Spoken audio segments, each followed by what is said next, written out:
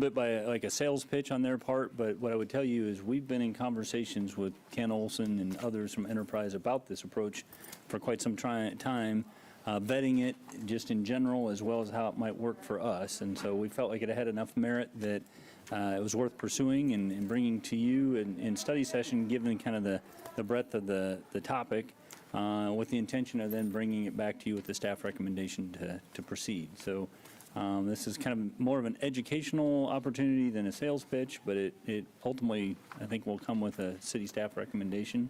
And Jacob has been with them every step of the way and has prepared the study session, so I'll turn it over to him. All right, Jacob Wood, Deputy City Manager. Whoa, that's loud today.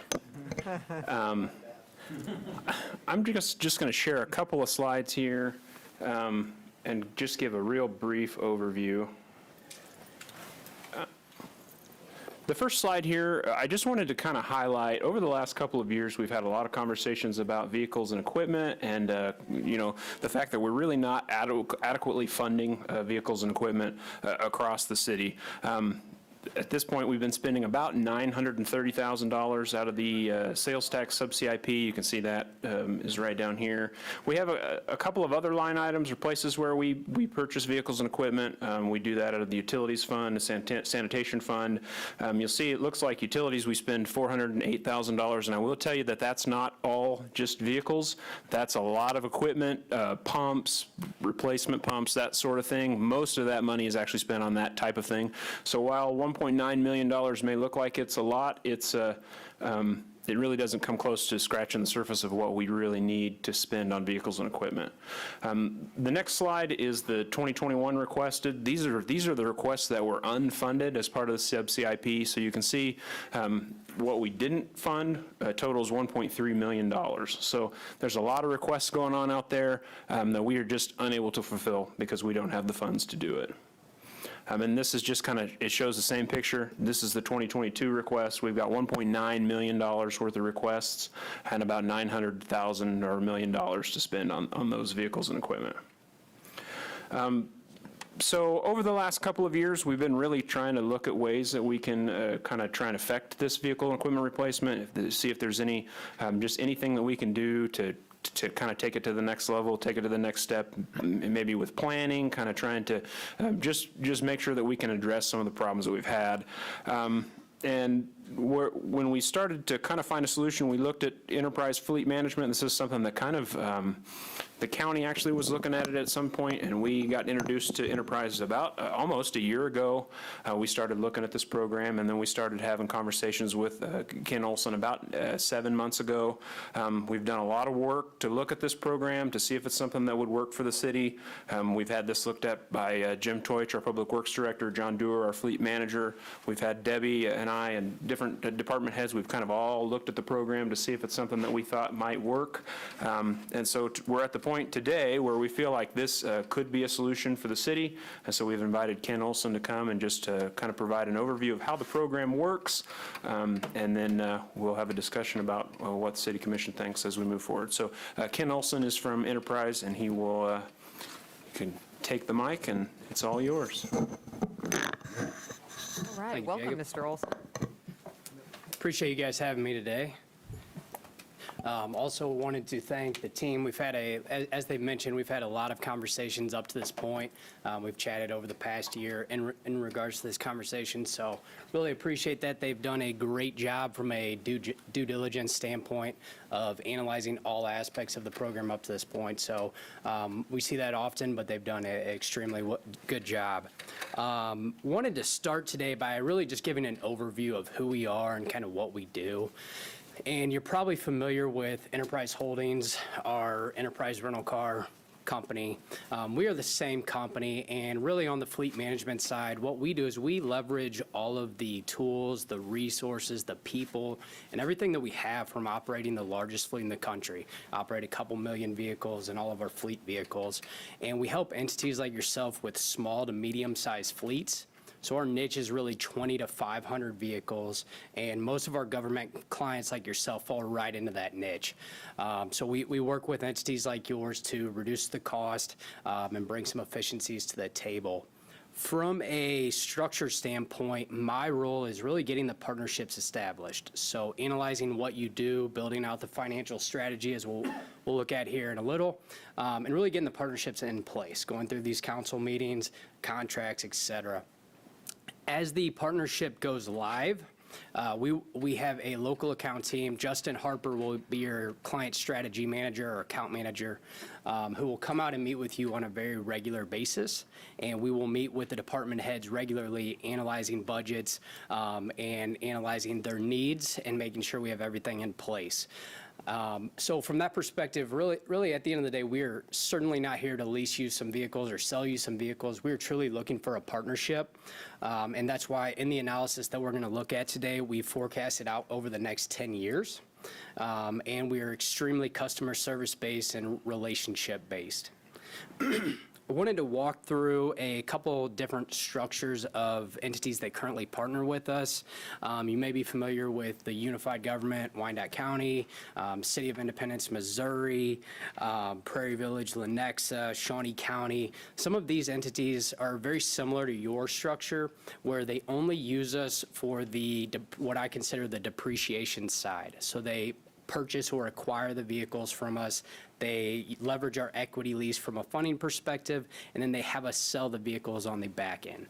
They also use us for upfit and logistics and others, but with all those entities, they don't use us for some of the operating expenses, the maintenance program, the fuel programs, et cetera, but their operational expenses do go down through this type of a structure. Some of the other entities, City of Branson, Missouri, Arkansas City, Valley Center, Raymore, Smithville, et cetera, they use us for absolutely everything. So the reason I share a couple of these different entities is that our program is designed around your entity, your budgets, and your operational structures. And it certainly can grow organically as things change, right? In our last committee meeting that we had, we talked a little about electric vehicles and the police being on a little different structure than some of the other vehicles. So a lot of flexibility in this program, and it's very customizable, and it certainly grows as the partnership develops over the years. Another situation that I wanted to explain, we've implemented a structure where a lot of our entities are leveraging a one-year model. So they only operate the vehicle for 1 year, right? Which in most cases, that's certainly not the case with a lot of our government clients. And I like to explain this model because it really paints a picture of how the program can work. So if we take a standard F-250 that we have outside, more than likely, you all as a government entity buy that vehicle extremely well, right? Leveraging your government incentives. So where you or I would pay $45,000 approximately, you as a government entity buy that truck for $30,000. We fund it through our equity lease model for 12 months at a very low depreciation rate, down to around $25,000. And then we'll sell it for you on your behalf for an estimated $35,000. So from a budget perspective, we're keeping your budget as low as possible, only paying for the portion that we're going to use, and then leveraging Enterprise's resale abilities, as we sell a couple million vehicles every year, to sell that vehicle on your behalf after 1 year. Some of our entities through that structure are actually having a $0 budget for that given vehicle. Right? We sell a vehicle on the front end, leverage that money to pay for that next 12 months, sell that vehicle after 12 months, return the equity back to the city. That structure is not going to be applied for all the vehicles in the fleet. The police will certainly be on a longer structure due to the aftermarket equipment, due to their mileage patterns, et cetera, but it will work for a lot of the parks, public works, et cetera. Every vehicle will have its own structure, own mileage pattern, and that's where the relationship comes in. We will analyze it right off the bat with the data that we have, and then we will continuously analyze it as the partnership grows. Any questions from that perspective with what I've covered so far? Okay. Jacob, if you'd pull up that fleet profile sheet.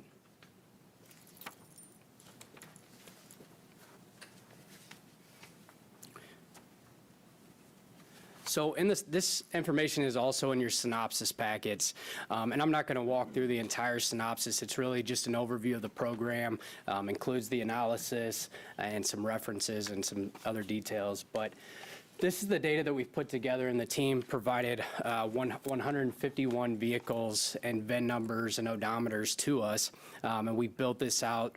There's another worksheet that we will work with in the future that gets a little bit more into the weeds, but really just wanted to paint a high-level picture of what we're operating currently today. So this on this fleet profile worksheet, you can see the different vehicle classes. There's 151 vehicles that we're analyzing. We're right at 10 years of age for our average age of vehicle. We're right under 10,000 miles per year from an average basis. Some of your public works vehicles are going to have 4,000 or 5,000. Police are a little bit higher, but on average, you're right in line with most of our government clients at 10,000 miles. If you look in the top right-hand corner, the replacement criteria there, we've implemented a structure for over the next 5 years with this criteria to implement the program. So, for example, in year 1, you can see there's 76 vehicles that are over 10 years of age or over 100,000 miles. So forth over the next 5 years. We've analyzed 10 vehicles that are underutilized, and in our last committee meeting, we had some discussions where there might be more than that, right? And there's certainly going to be some growth over the years as well. So this is just a very high-level model at this point, and through the relationship, that will certainly change and grow over the years. I really like to point out the bottom section there. And really, these are just where the different vehicles fall from an age perspective. So you have 68 vehicles that are over 10 years of age. And we've mapped out some of the safety features in the synopsis for you that falls into that category. But when I'm analyzing this on the front end and getting these partnerships together, if there was a $0 savings opportunity to move those 68 vehicles, and quite frankly, some of the from 2012 to 2018, to shift those vehicles into the first 4 years at a $0 savings opportunity, we would absolutely recommend that, right? More efficient. There's a lot of soft costs that we're not talking about here from an operational perspective with the different departments, along with the safety, the morale, and all of that. And as we can see in the next analysis, there's going to be a savings opportunity. And in your case, there's a significant savings opportunity to implement this structure. Any questions on any of the numbers on this document here? We take this criteria and the implementation structure, and we analyze that in the next fleet analysis here. And really, the top section there is the different assumptions that are going into the modeling. Taking those 151 vehicles down to the 141 vehicles.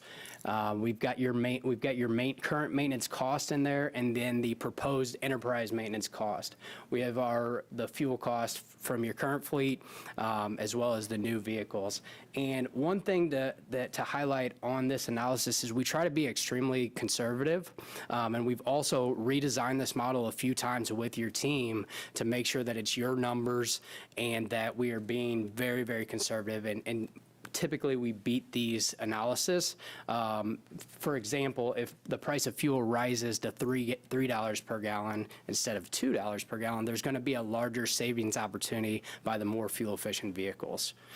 Over the next 10 years, we're confident that there's going to be a greater savings opportunity than 20% that we have implemented in this. If you think about electric vehicles, hybrid vehicles, and some of those types of vehicles that are coming into play, there's certainly going to be a greater savings opportunity than simply 20%. Same with your maintenance expenses. We've got your police in this. We've got some of your more medium-duty chassis-style vehicles. Through the structure that we're implementing and the lower amount of years that we're implementing, our maintenance costs are going to be lower than this as well. So try to be extremely conservative. To walk you through the numbers here really quick, the average line there, the yellow or orange bar, is trying to show what we are currently doing today from a city perspective. So you can see we have 151 vehicles that we own. We have no vehicles leased through Enterprise. We purchase all of our vehicles today For the 9 vehicles, that comes out to $382,000 approximately. And that's just from a historical perspective, right? You're going to have years where it's much higher than this and years where it's lower than this as well. But historically, on average, that's your cost. There's no lease expense yet. The equity from those 9 vehicles that you're selling every year, your oldest 9 vehicles on average is bringing something, right? These are 20-year-old vehicles, not bringing a ton, but it's bringing something back we're showing in this model.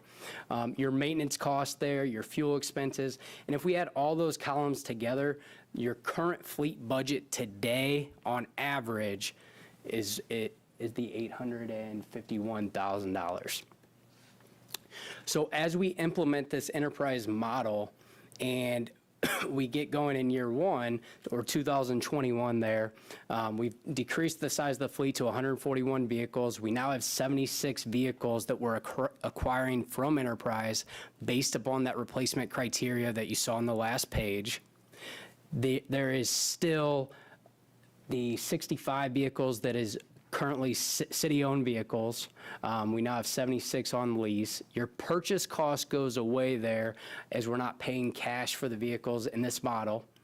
We now have a lease expense from Enterprise for those 76 vehicles. The equity, we're selling those 76 vehicles on your behalf day one, essentially, in this model is what we're analyzing. And we're getting that equity out of that fleet. We're leasing the vehicles for 12 months here in this case, and then the equity leased for some of those vehicles as we sell them after 12 months is coming back in the equity lease column. Your maintenance cost starts to go down because we have a segment of the maintenance on the enterprise model and a segment on your current city model. Your fuel starts to go down as we implement the more fuel efficient vehicles, and then we get our fleet budget for year 1. If we take your average current fleet budget and we subtract the year 1 budget from Enterprise, our net cash column is the savings or the cost opportunity there for that given year.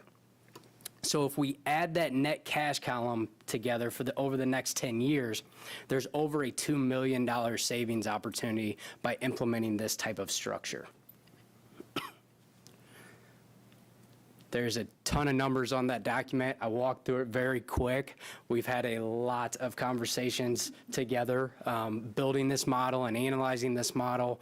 So I don't expect you to fully understand everything, but I want to make sure, really at the end of the day here, from a high-level perspective, what we were trying to show is that we're going from a 16-year cycle to a 3-year cycle, and there's absolutely a savings opportunity. Few observations I would throw in. In all honesty, we were pretty skeptical of the fuel savings numbers, but between Jim Teutsch and Jacob, they spoke with other communities on this program and confirmed as a percentage they were experiencing the fuel savings that Enterprise was projecting for us. The other thing that Ken touched on a little bit, but our maintenance on a vehicle that we're going to own for a year may not even include tires at that point. It might be brakes and oil changes, where right now we're doing stem to stern, bumper to bumper maintenance as the need arises. So I think we are optimistic that there's savings opportunities there. And there would just part of the fleet would be turned annually, correct? You were saying police cars and some of those would Absolutely. have it like a 3-year life? Yes, and in this model, we have everything 12, 24, 36, 48, all the way up to 60 months. So you can imagine a dump truck or utility bed, 350, 450, 550, will certainly be ran longer. And we even have the flexibility to go out longer than that 60-month term if we need to, or get out sooner. Right now, a lot of our clients today are getting out of the vehicles much sooner, just because of the market that we're in. You may have heard in the news and everything else, the used vehicle market is extremely strong. So if we can implement this structure, get the new vehicles, we're going to see very strong returns on that equity own and equity lease column over the next few years. And these projected savings are not just assuming everything turns over in 12 months. It's the distribution that they've planned out. And I notice from like 25 through 30, the lease amount remains constant. Is that Is that doable? So this model is certainly high level, right? And we're going to have years that we're going to extend out the vehicles out longer than 12 months for that 12-month model, and there's going to be vehicles that come back. So no, that's not realistic to where it's exactly that. We're looking at this today from no inflation. Vehicle prices are going to rise, which we've had a lot of discussion on that as well. We're just looking at it high level at this time. But once we're fully implemented, our costs are going to start to get fixed, especially from a maintenance and a fuel perspective. But one thing that I will say to that point is we work with your team from a budget perspective, and we are always going to provide them with the tools that they need to design and build the model and request what their budget dollars are. And really, that's one of the biggest benefits to our government clients is the budget reduction, right? We're operating newer, more fuel efficient, more efficient vehicles at a lower budget cost. And that's Well, with newer vehicles, your maintenance cost should be significantly less too, I would think. absolutely. I think one of the other opportunities here is that right now, kind of the way that we've been operating, because we haven't really been spending a whole lot of money on fleet, we are handing vehicles down. So we may have a vehicle that's not workable for one department so we may send an F-250 over to the Parks Department from another department, and it's maybe not the right vehicle to be in that form of use. So this gives us the opportunity to get the right equipment where we need it at the right time. So we may have some vehicles that are out there in our fleet that are just outsized, they're not what we need, and we can get exactly what we do need, and maybe have some savings on that end as well. I think the other thing that we're seeing is vehicle requests get denied, and it just forces the department to keep that vehicle in the fleet, and it doesn't necessarily eclipse the purchase price, but it balloons the maintenance cost because we just have to keep it running. So in this case, the departments wouldn't really request we would basically set up a schedule, and they would know what that schedule is, whether as we're rolling There would be vehicles. conversations with the departments about what do they use the vehicle for, both in terms of function as well as frequency and those type of things. And then there'd be a joint decision about what's the right vehicle for that purpose. But yes, I view this as fleet management consulting services to help us manage that fleet proactively rather than reactively. Yeah, I was somewhat surprised that the average mileage on a vehicle is less than 10,000 a year. I mean, that ought to help I call trade-in value for lack of a better word, if you're trading something in every 2 to 3 years. Right. Yeah, and you're spot on, right? You buy the vehicle better than anyone. You put 5,000 to 10,000 miles on most of the units, and then Enterprise is selling it for you after 12 months, giving you that money back, right? And most times we see a profit with the more light-duty style SUVs and trucks.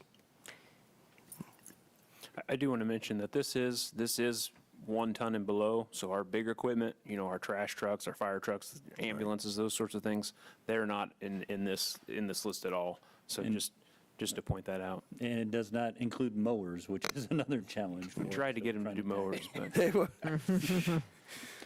Are there any, not to be the negative one up here, any changes in world events that slow down the used car market as far as unloading the vehicles, Yeah, so 3 years right down the now, road? we're seeing vehicles being sold faster than ever.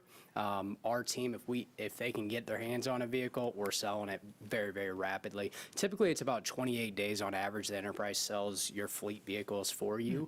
But right now, it's even a little bit quicker than that, with the exception of logistic challenges due to COVID, right? But that is, you're absolutely spot on from a new perspective.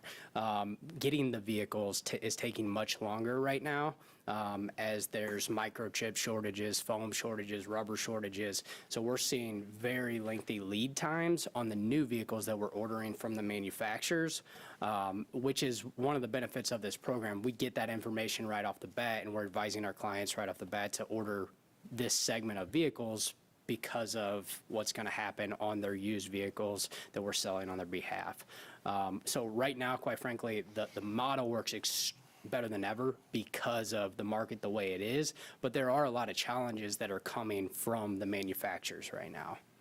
just out of curiosity, do you sell these to other, let's say, governmental agencies or just regular used car, private Yeah, so we've got a couple different channels of how we sell the vehicles. For the vehicles that are leased through Enterprise that we're selling on your behalf at term or whenever we sell those units, typically they're going direct to our wholesale and franchise buyers that are buying all of our rental vehicles, for example, right? And the same folks that are selling all of our rental vehicles are selling your vehicles as well, which is one of the benefits. We're not buying these vehicles from you, we're selling them on your behalf, and typically we're coming in about 8 to 15% above the industry average of the auction value, bringing very strong returns. And that's the resale market is one of the ways that we help our government clients very aggressively. Thank you. Approximately how long have some of these other communities been using Enterprise to do their fleet management? Yeah, so Enterprise has been around for 60 to 65 years now, and we've been doing this for that long. We actually started on the fleet management side. We jumped into the government. We've been doing work with government agencies for many years, but really about 5 to 10 years ago, we started working with the emergency response vehicles, and that has escalated this program throughout the country extremely aggressively on the government space, and it's by far our fastest growing sector. Lenexa has been with us for almost 10 years, I want to say. Raytown School District, 10 years plus. So a lot of those agencies have been around there. Before 10 years, our Kansas City office was fairly light in the government space, but we've grown very, very rapidly over the past 5 to 10 years. Ken may be planning to get to this point later, but they also provide assistance in terms of what he calls upfitting with equipment. You might touch on that. Yeah, absolutely. So we've got a couple different channels of how we get the vehicles upfitted, especially for your police vehicles and whatnot. A lot of the units will go through a ship-through process, so we'll order the vehicle direct from the manufacturer. It will go through a vendor's location and then get delivered here locally to one of the local dealers ready to go, right? If that is not the case or we want to use a different vendor, the vehicle will get delivered. Our team or that vendor will have that vehicle. It will get delivered to a local dealer, and then it will get transferred to a upfitter. We can capitalize that cost into the lease, or we can bill that out to you. But Enterprise is handling the logistics, the payment process, and making it as efficient on for your team as possible. So snowplows were a big concern in terms of just kind of turning vehicles over and getting them outfitted on a regular basis, but they've been through that before in terms of leaving certain equipment on the vehicle and retaining some and getting it remounted, as well as city logos and decals. Yeah, and that's a great point. We're going to analyze this so in depth that we're going to look at it from a vehicle by vehicle basis, right? And some of these units will transfer some of the equipment. So for example, Unified Government, they do a plow mount, the light bar up top, the toolbox in the back, and they sell all of that equipment as is, but they transfer the plow from truck to truck, right? Same with some of our utility beds, dump bodies. We're going to figure out what makes sense for that department and that team, how long that process is going to take, what the cost of that transferring the equipment is. We're analyzing all of that, and that's really just where the relationship structure comes in place.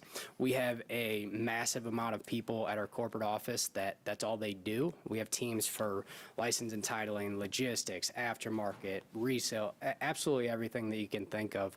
But here locally, we're going to bring that to their tables and really connect the dots on your behalf. I've got a couple questions. I don't know if they're for staff or not, but I see that the fleet budget in some years is significantly below what we've traditionally budgeted, but there are like 3 or 4 years where it's significantly above what we've budgeted. So what is what's the funding source when we have a year that's going to be like, $950,000 as opposed to, 8 something? I mean, I guess we know about it far enough in advance. How would you anticipate?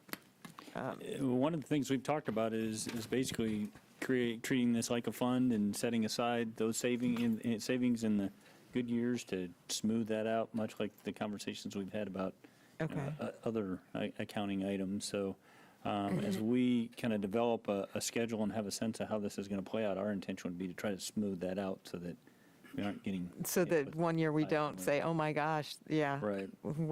Okay. And then, God forbid this happens, but what happens if Enterprise goes out of business?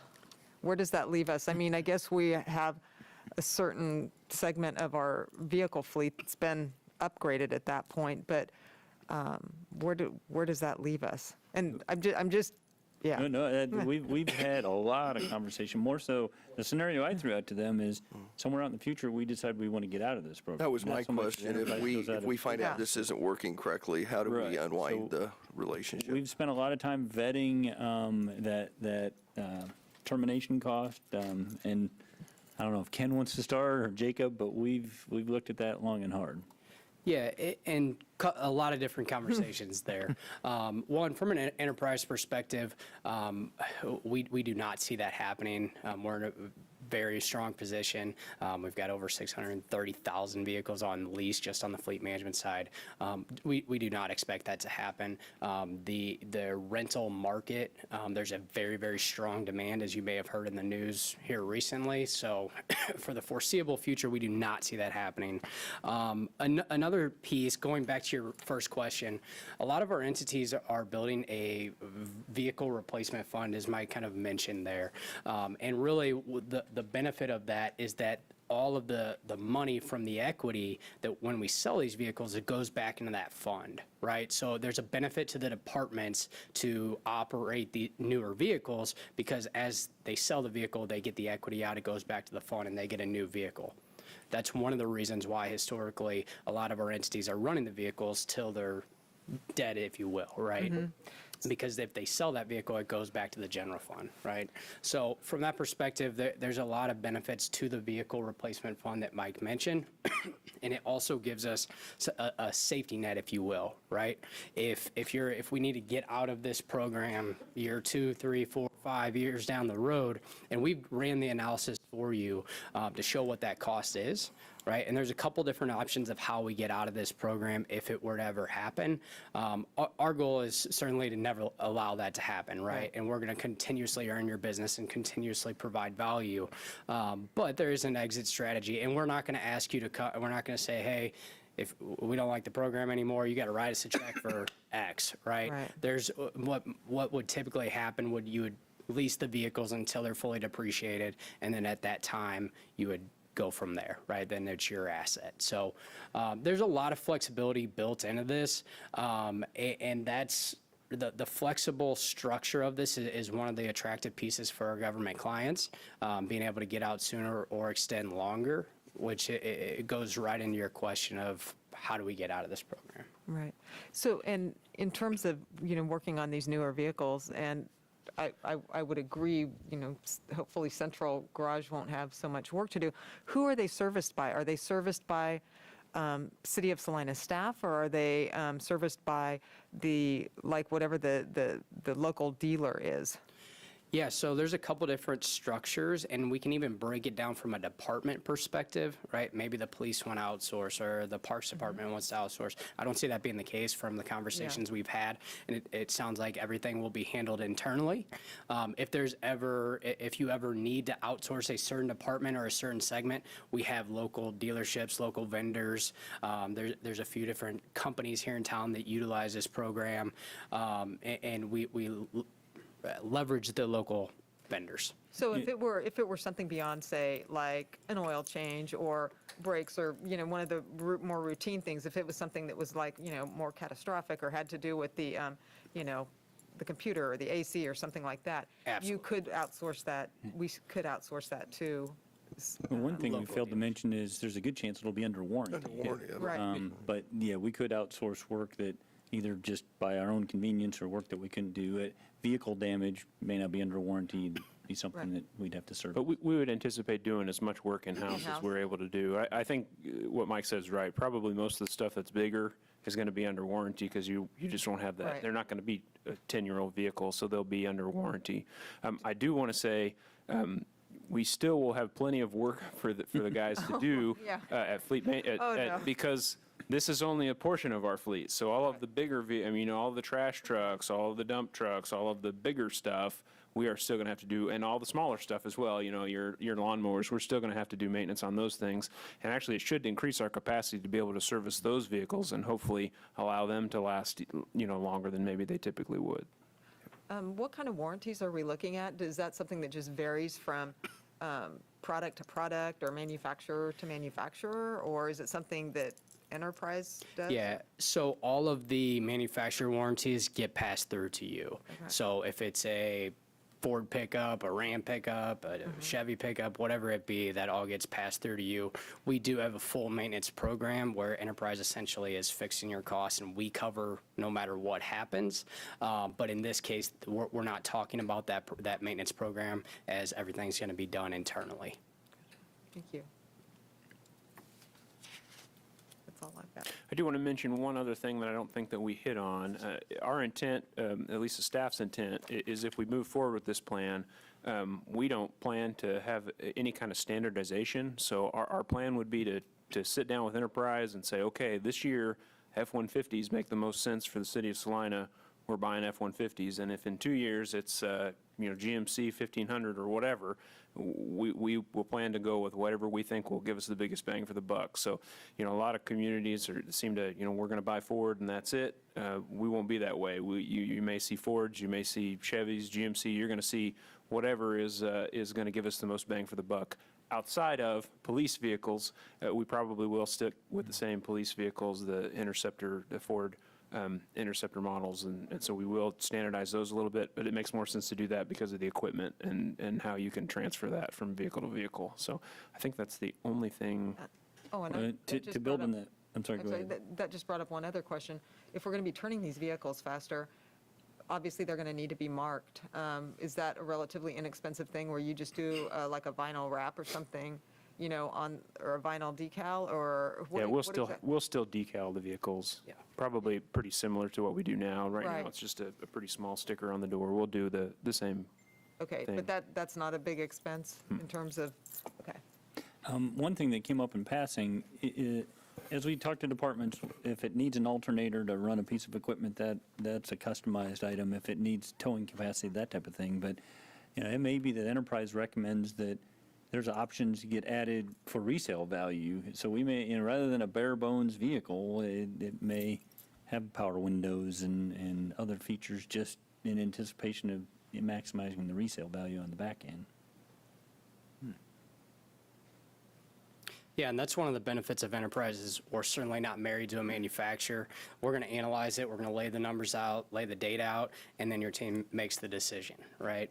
And that's year after year, we're going to analyze the incentives, we're going to analyze the resale, et cetera. Thank you.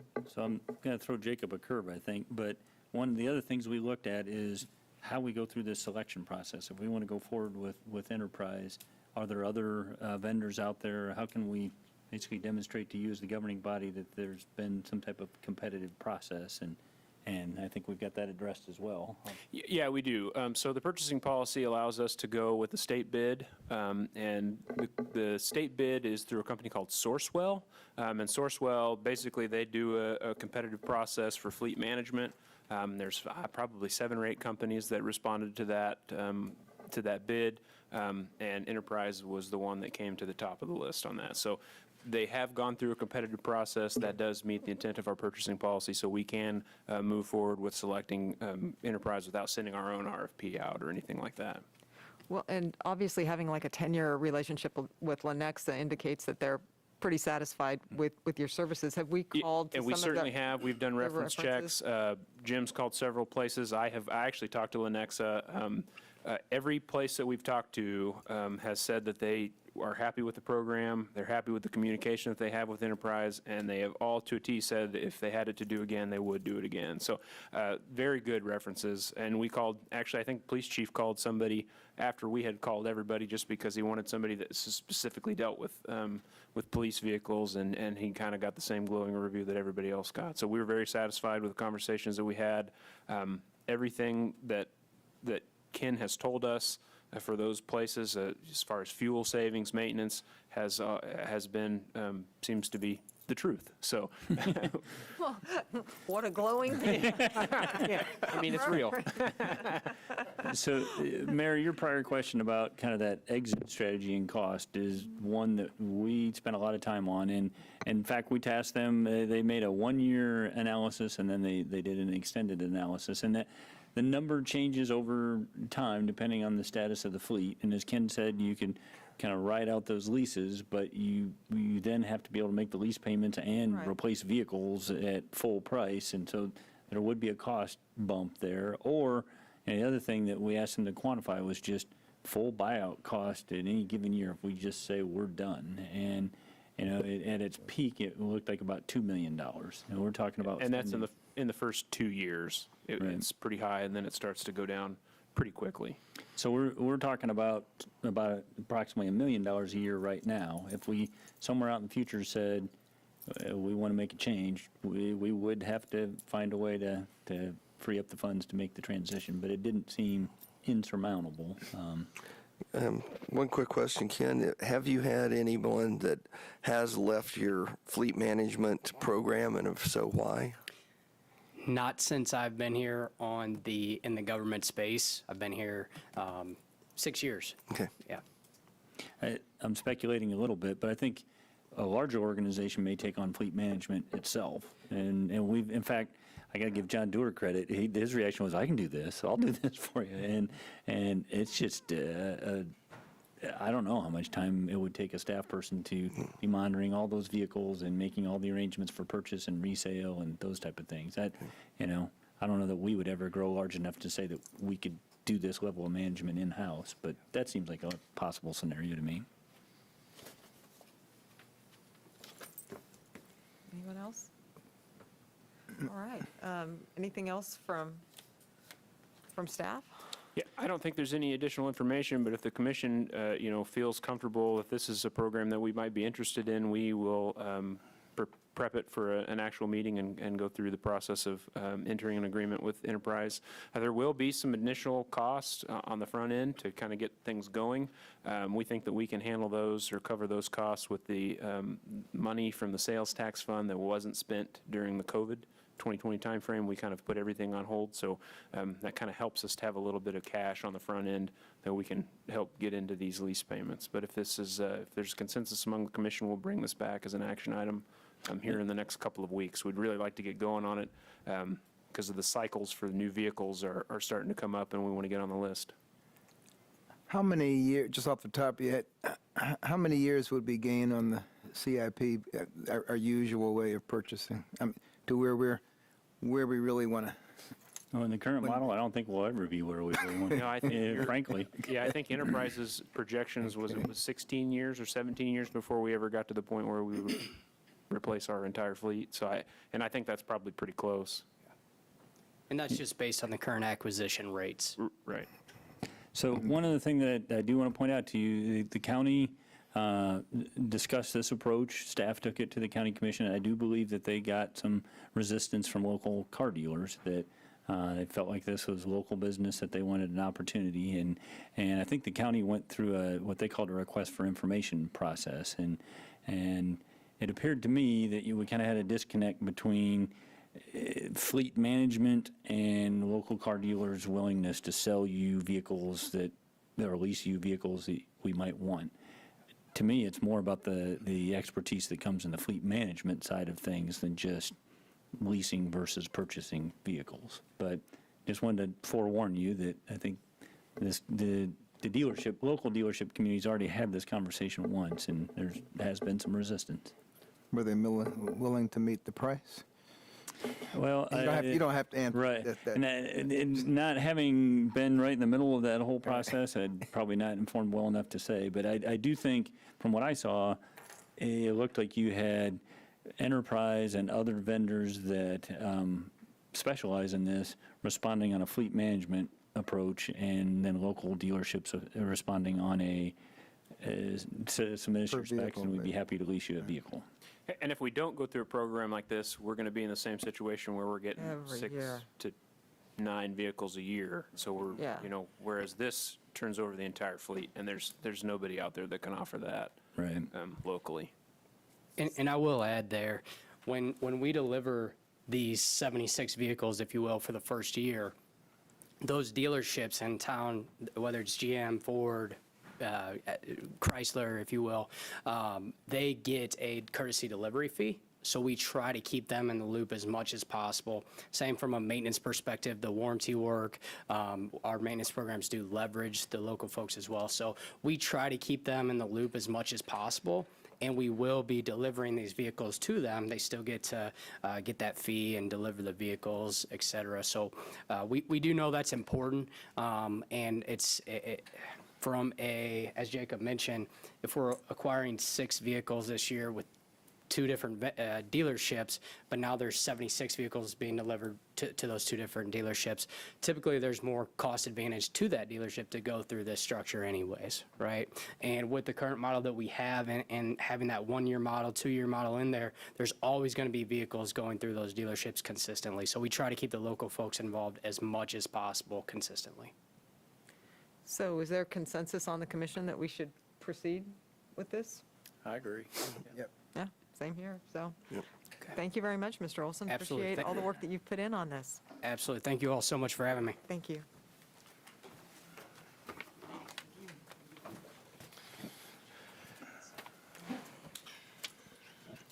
All right, so is there anything else we need to do further to proceed with Enterprise? Not at this time. Staff will staff it through and bring it back. All right, thank you very much. Well, we will reconvene at 4.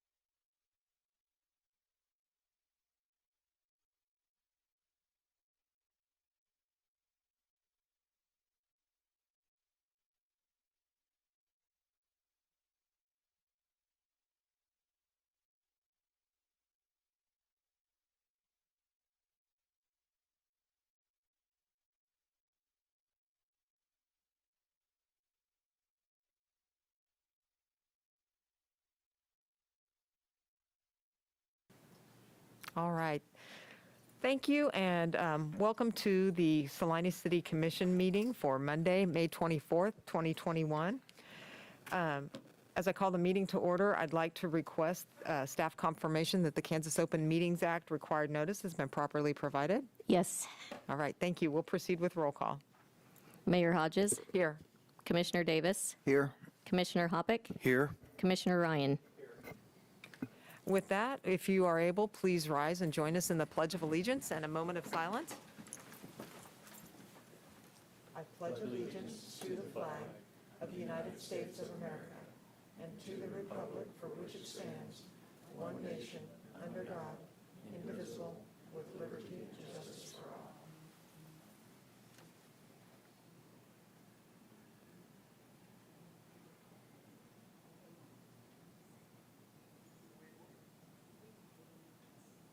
Thank you.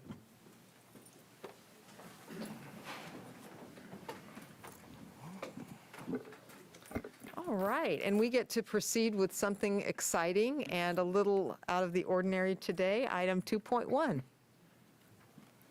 Do I have to state it, or can I just go ahead and? You know, that's a great question, and probably something that I should have worked out with you and staff beforehand. First of all, item 2.1 is Mr. Aaron Peck has been selected to serve out the term of former Commissioner Rod France's time in office. And I just want to say that we're delighted to welcome back Salina's 110th mayor, and I believe the youngest mayor, Aaron G. Peck. Mr. Peck served as mayor from April 19th, 2010 through April 18th, 2011. And yes, he will still be the youngest member of our governing body. Mr. Peck is a lifelong resident of Salina, Kansas. Along with his wife, Michelle, he owns and operates Blue Terra, a commercial weed control service, as well as Salina's beloved Bell Christmas Tree Farm. They have 2 children, Adia and Noah. The Peck family's longtime history in Salina, his perspective as a small business owner, and yes, his youthful perspective will be great additions to the commission. Welcome, Aaron, and thank you for being willing to step up and serve Salina. Thank you. And with that, we'll go ahead and do the oath of office. You want to step up here to the podium? Sure. Raise your right hand and repeat after me. I do solemnly swear I do solemnly swear that I will support the Constitution of the United States that I will support the Constitution of the United States and the Constitution of the State of Kansas, and the Constitution of the State of Kansas, and faithfully discharge the duties and faithfully discharge the duties of the office of City Commissioner of the office of City Commissioner in and for the City of Salina, Kansas. in and for the City of Salina, Kansas. So help me God. So help me God. Congratulations, and you can take your seat. Thank you. All right.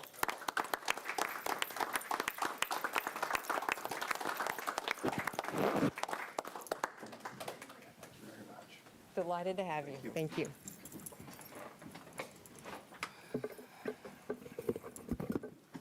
All right. We'll start with awards and proclamations. Item 3.1, the first Friday of June 2021 as National Gun Violence Awareness Day in the City of Salina. Christy Newting will read the proclamation. And if you could come forward to the podium, thanks. And I'm guessing you'll need to pull that down after Mr. Peck used it. Good point, good point. Thank you for doing this. 2021 proclamation declaring the first Friday in June to be National Gun Violence Awareness Day.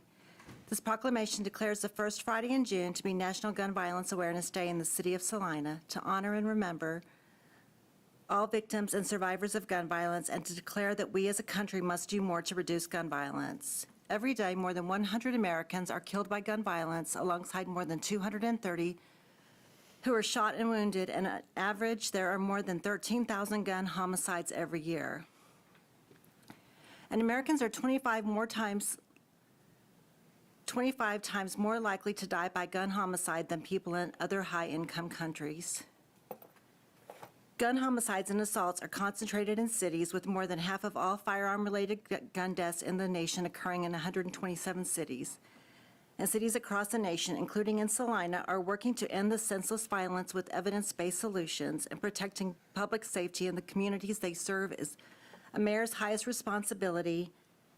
And whereas mayors and law enforcement officers know their communities best, are the most familiar with local criminal activity and how to address it, and are best positioned to understand how to keep their citizens safe. And gun violence prevention is more important than ever as the COVID-19 pandemic continues to exacerbate gun violence.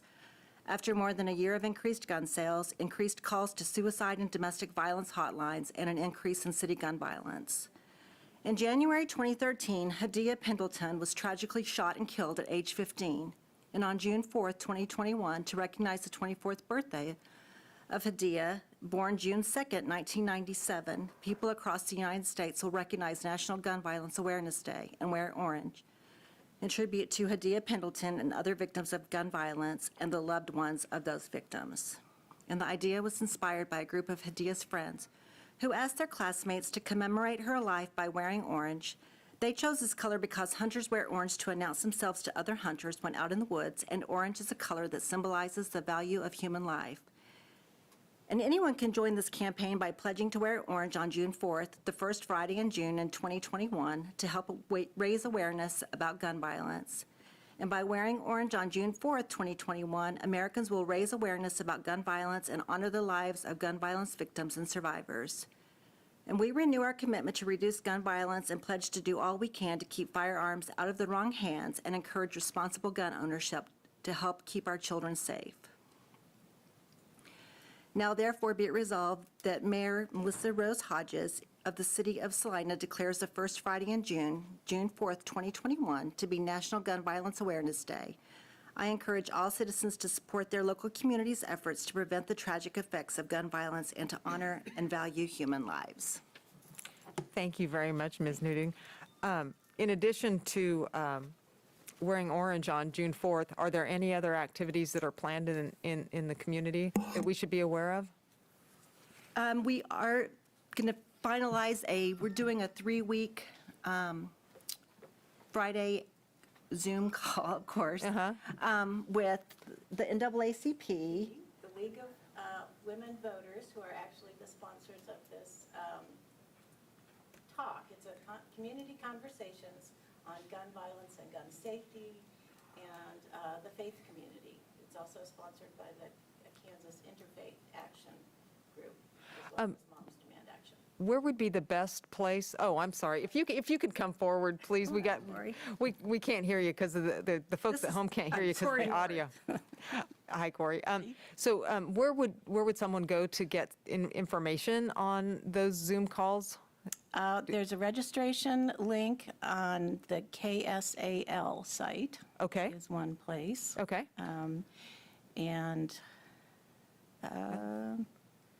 No, that's all. probably the easiest place to find it. There are Okay. some flyers around. Okay. And All right. there's also a lot of Facebook postings with the link to the series. If you go to the KIFA page, if you go to the League of Women Voters page for all these Salina groups.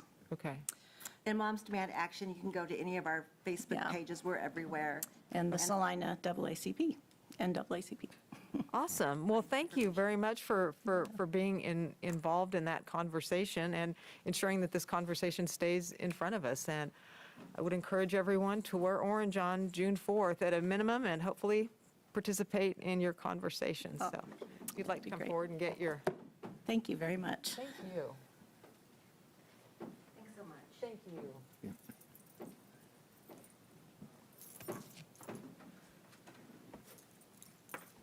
Item 3.2. Item 3.2, the month of June 2021 as LGBTQ+ Pride Month in the city of Salina. Clinton Walker, Chair, Equality Kansas of North Central, will read the proclamation. Hi, Mr. Walker. Hi. In recognition of June 2021 as LGBTQ+ Pride Month, whereas June is lesbian, gay, bisexual, transgender, queer, plus LGBTQ+ Pride Month across the United States, and whereas even though the struggle for LGBTQ+ equality is making progress, Throughout much of this nation and the world, it is still a fact that in the state of Kansas, LGBTQ+ individuals can still be fired from their jobs, denied housing, and refused public accommodation just for being LGBTQ+. And whereas being out and visible is the most important action members of the LGBTQ+ community can engage in to provide positive role models and support to both young and older individuals who may be struggling with their sexual orientation or gender identity.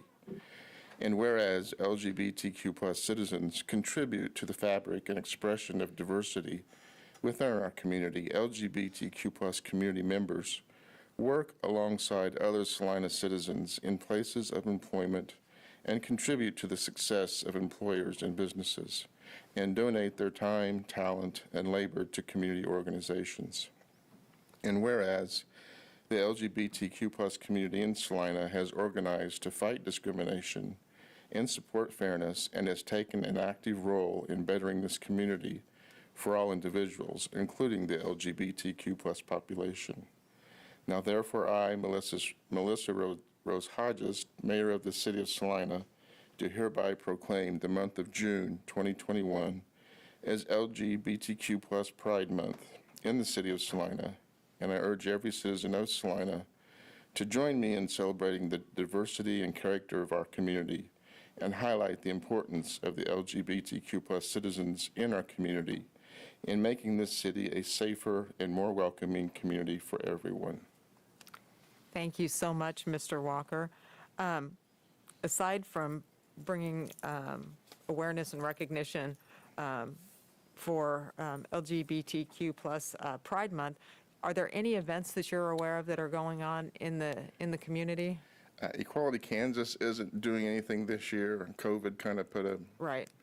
wrench, but I believe there's another group Okay. that is doing something, Okay. and they have posted, I believe, on the Best of Salina Okay. Facebook page. Great. Well, thank you so much for all the hard work Sure. you put in with Equality Kansas.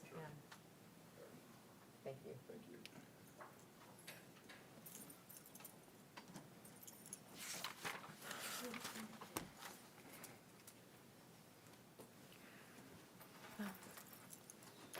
All right, Citizens Forum. Citizens Forum is the opportunity for any citizen to come forward and speak on any item that's not on the commission agenda today. So with that, I will invite anyone who's here that would like to speak at Citizens Forum. And I'm not sure if we have anyone who's attending virtually who would like to speak at Citizens Forum. But if you would, please raise your hand virtually and let us know, and we will get you unmuted.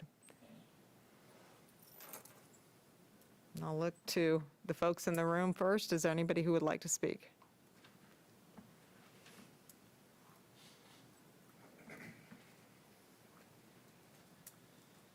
Good afternoon, Commissioners. Chad Farber here in Salina. Welcome, new Commissioner Peck. Good to have you with us today. Good to see all of your faces, most all of your faces up there today as well. I know, no, not that I'm not happy to see all of your faces. There's one that's missing. I'd be more than happy to share my horrible virus with you, but I think that you probably don't want me to do that. I'll stand back here. Thanks. Thank you. I just wanted to bring up, I know there's been a lot of discussion over the last couple of weeks about the housing situation here in Salina, and it's gotten to a point where it's more than just a problem, it's becoming an emergency here in Salina. So I know you guys are discussing the RHIDs and different things like that, but I would encourage you to use that term, time is of the essence. We need to be almost in an emergent phase to start working on some of these things. I love seeing the new jobs coming into Saline County and into Salina. I think it's a wonderful, wonderful thing for our area. However, we need some place for these people that are coming, these families that are coming to live and to have a place of dwelling. I love the entertainment aspect. I love what we've done downtown. But if I could encourage, and I'm sure you are behind the scenes, but I encourage you, keep pushing forward and as soon as possible try to get some housing going on. As a realtor here in Salina, it is very difficult to find housing for people. those who own properties here in Salina are reticent to sell their property because there's not a lot of inventory out there, and because housing prices are so drastically higher than where they were a year or two ago. Yes, they'd get a good return out of their investment when they sell, but they also have to have some place to move after they sell that property. So keep pushing on that. I know there's a lot of behind the scenes going on, but keep pushing. And thank you guys for hearing me again today. Thank you, Mr. Farber. Is there anyone else here who would like to speak today?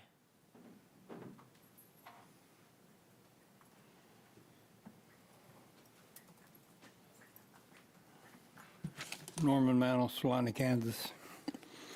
If you want to see economic benefit in Salina and or the state of Kansas, we need to see about raising our wages in this state.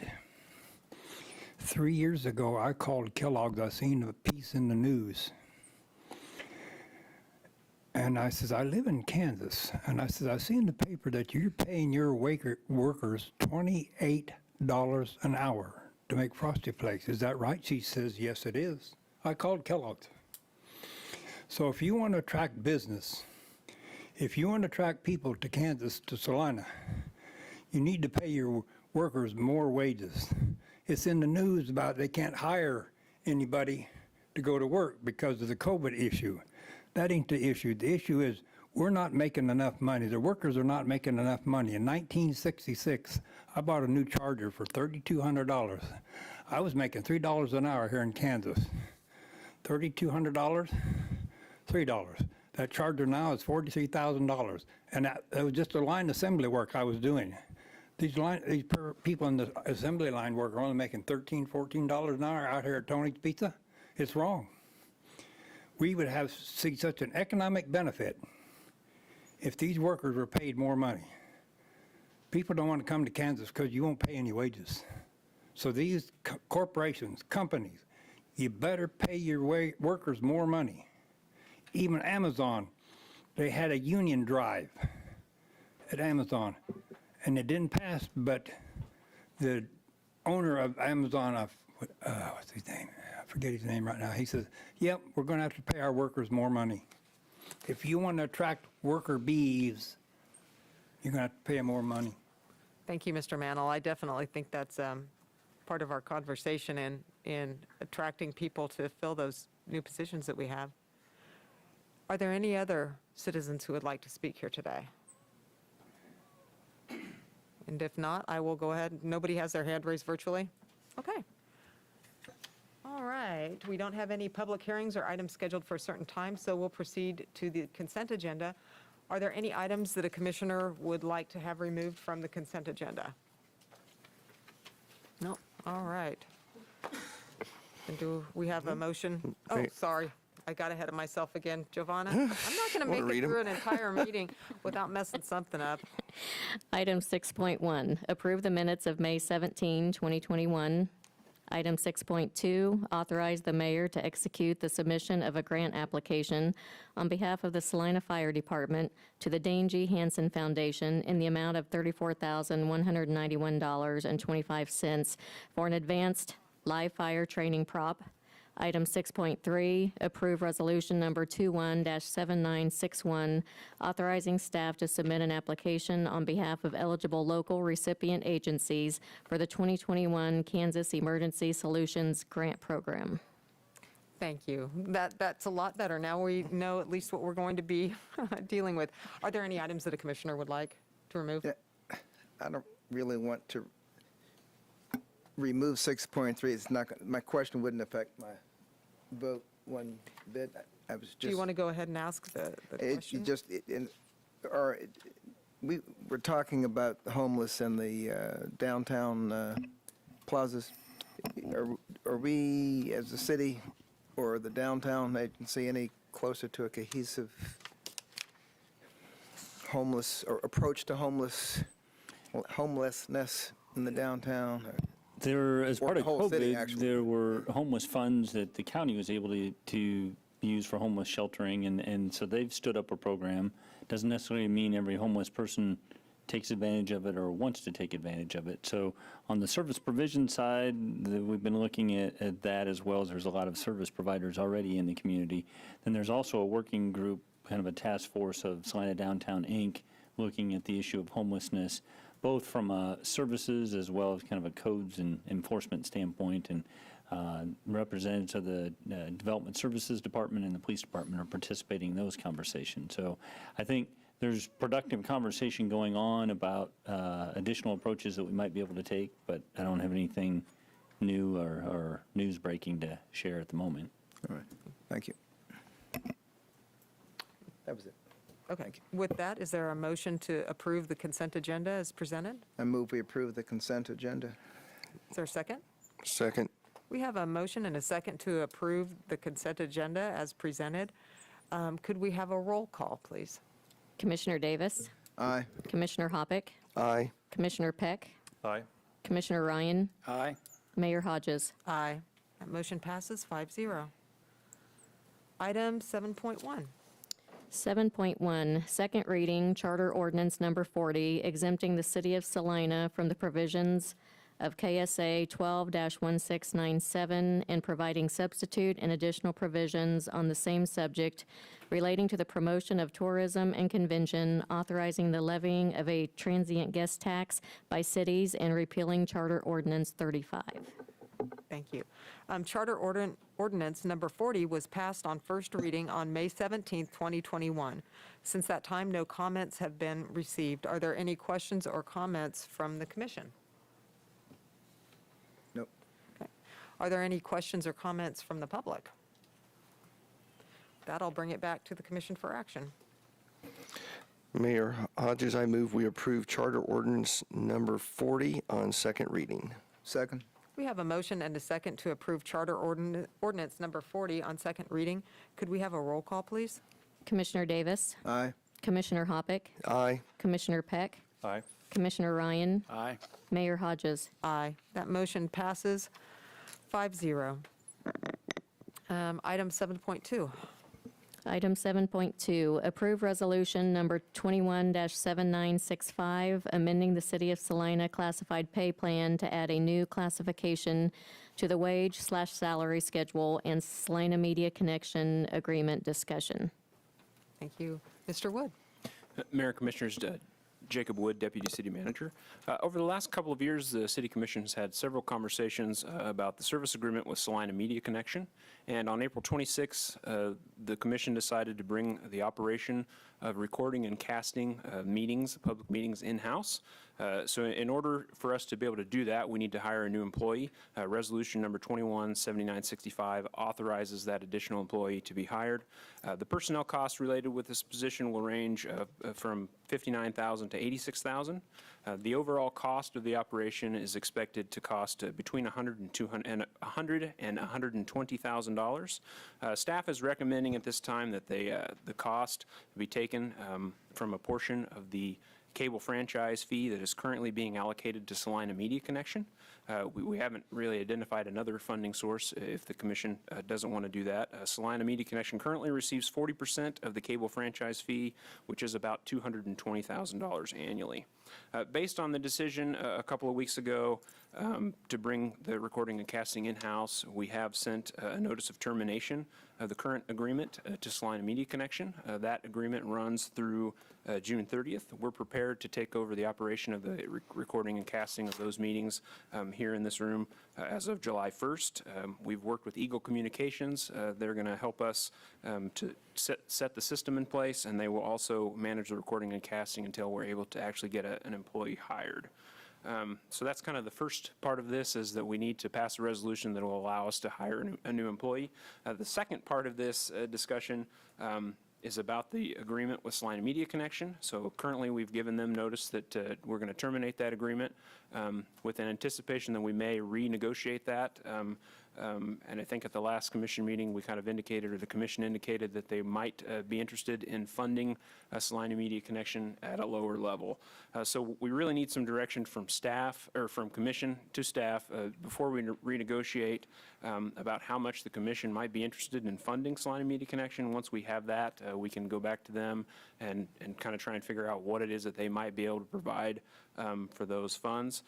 We'd also like to know if there's anything specific that the commission is interested in us introducing or putting into that agreement. We've reworked the agreement several times over the last couple of years. If there's something specific the commission wants to see, that's something we'd need to know or like to know.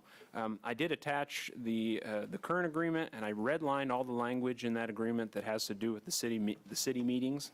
So those are things that we obviously wouldn't expect them to do moving forward. The rest of that language is in there just so you can see what it is that we currently have them do outside of city meetings. So today, the options that you have are to approve or postpone or deny the resolution that would allow us to hire a new employee. And then we'd also just like some direction on how you'd like us to move forward with the agreement with Salina Media Connection, and I'd be happy to stand for any questions. Are these two joined at the hip as far as the action we're taking, or is the action we're taking just for the hiring of the new, creating the new employee? So the action will be approval of that resolution. If you approve that resolution, then we'll go through the process and we'll start to get somebody on board.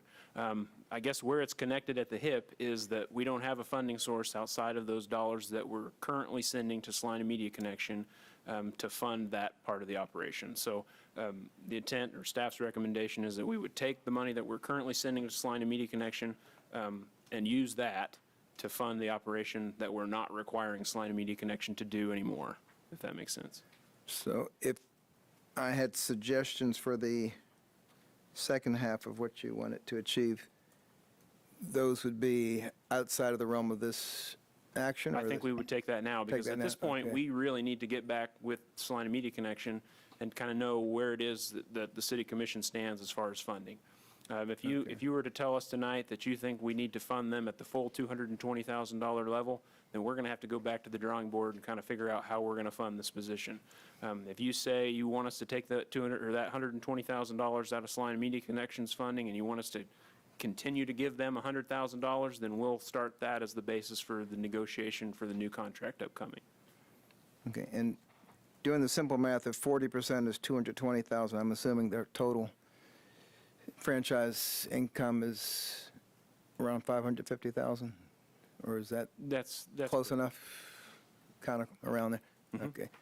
And are those monies, when they go to the general fund, are they earmarked for anything particular? Or it's just They are not. There is no requirement or nothing in the franchise fee says that we have to spend that money any particular way. It just goes to the general fund. okay.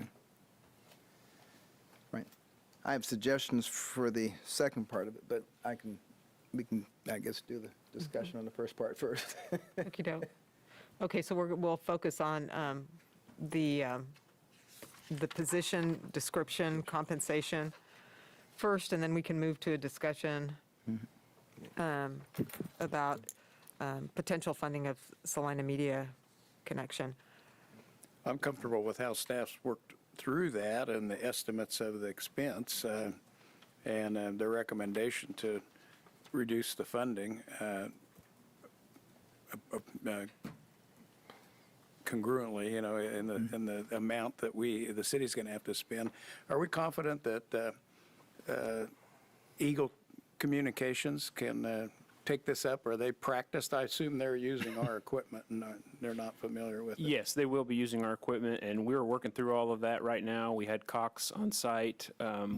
As you may recall in previous discussions, so all of this feed goes across the street and it goes through equipment out to the Cox channel. And there was some concern about bringing one channel over and not the other and how that would work.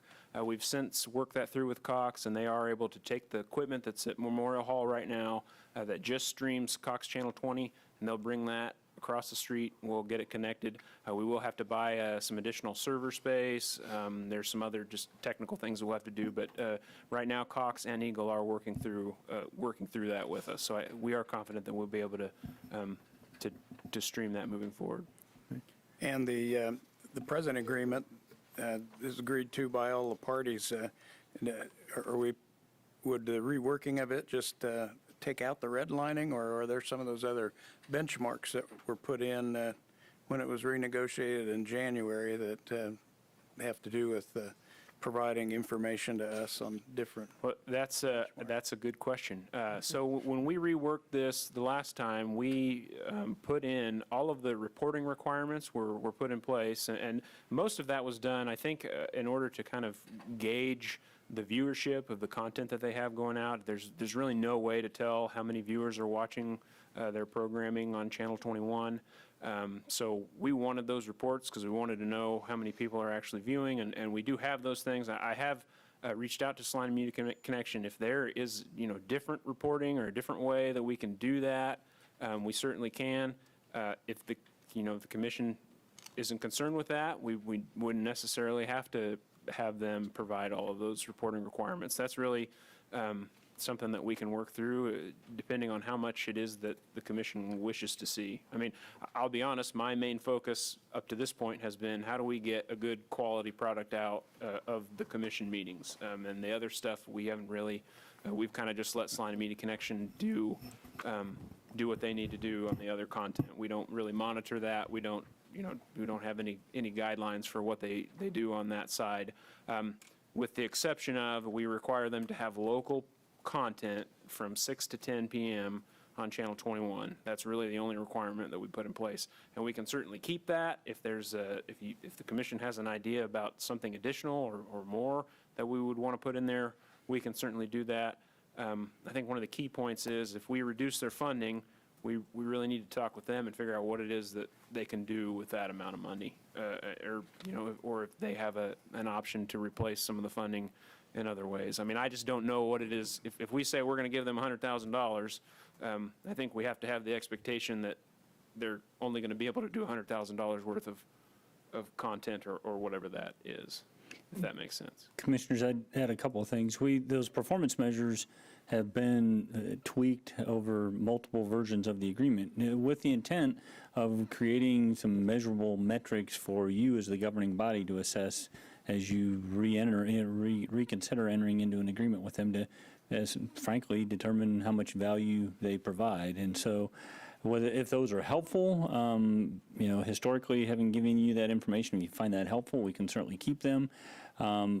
Staff has continued to have conversations about what data is available and what metrics might be helpful. The only other thing that we've come up with recently is, we could either require Salina Media Connection, or we ourselves could conduct a methodologically sound survey of the community to get a sense of how many people subscribe to Cox, of those subscribers, how many view the videos. And, it's not just Cox, they do have a YouTube channel, and so they are able to report viewership numbers for that. So that's about the only thing that we've come up with in addition to the metrics that are already in the agreement. The other thing that I would tell you is, this trend, it's been a long transition. Off the top of my head, can't tell you how long ago the funding initially changed for Salina Media Connection, but there's always been a conversation about trying to identify a revenue source other than franchise fees from the city, whether that's, funding, kind of a PBS approach to fundraising drive, to donations, to services that they can provide for a fee, whether that's programming and editing, and they do cover the Liberty football games, and they I think have made some commercials for different businesses and things like that. But Jacob is correct. The vast majority, if not the full amount of their funding, is pretty much city funding. So our expectations probably do need to sync up with the funding level. I guess first of all, I thought we were going to discuss these in two parts. Yeah, And then we kind of went down that road. Yeah. I'm okay with the resolution as far as the pay range and the position of the multimedia specialist. So Okay. I'll make those comments. I'll Yeah. tell you that I'm okay with that, and then I'll Okay. discuss what I think needs to be Okay. done with Salina Media. I think that was the question you asked. So Yeah, so- it is. Commissioner Peck, any questions? Okay. By adopting the resolution to add this position,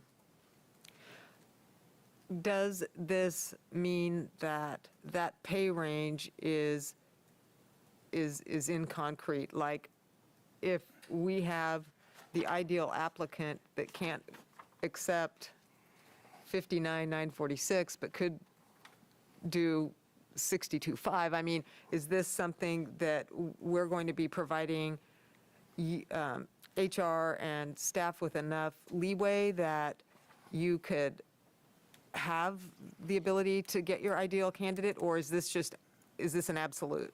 We have discretion within the range. I don't know that we have independent discretion to exceed the top end of the range. Because I think my question is this is going to,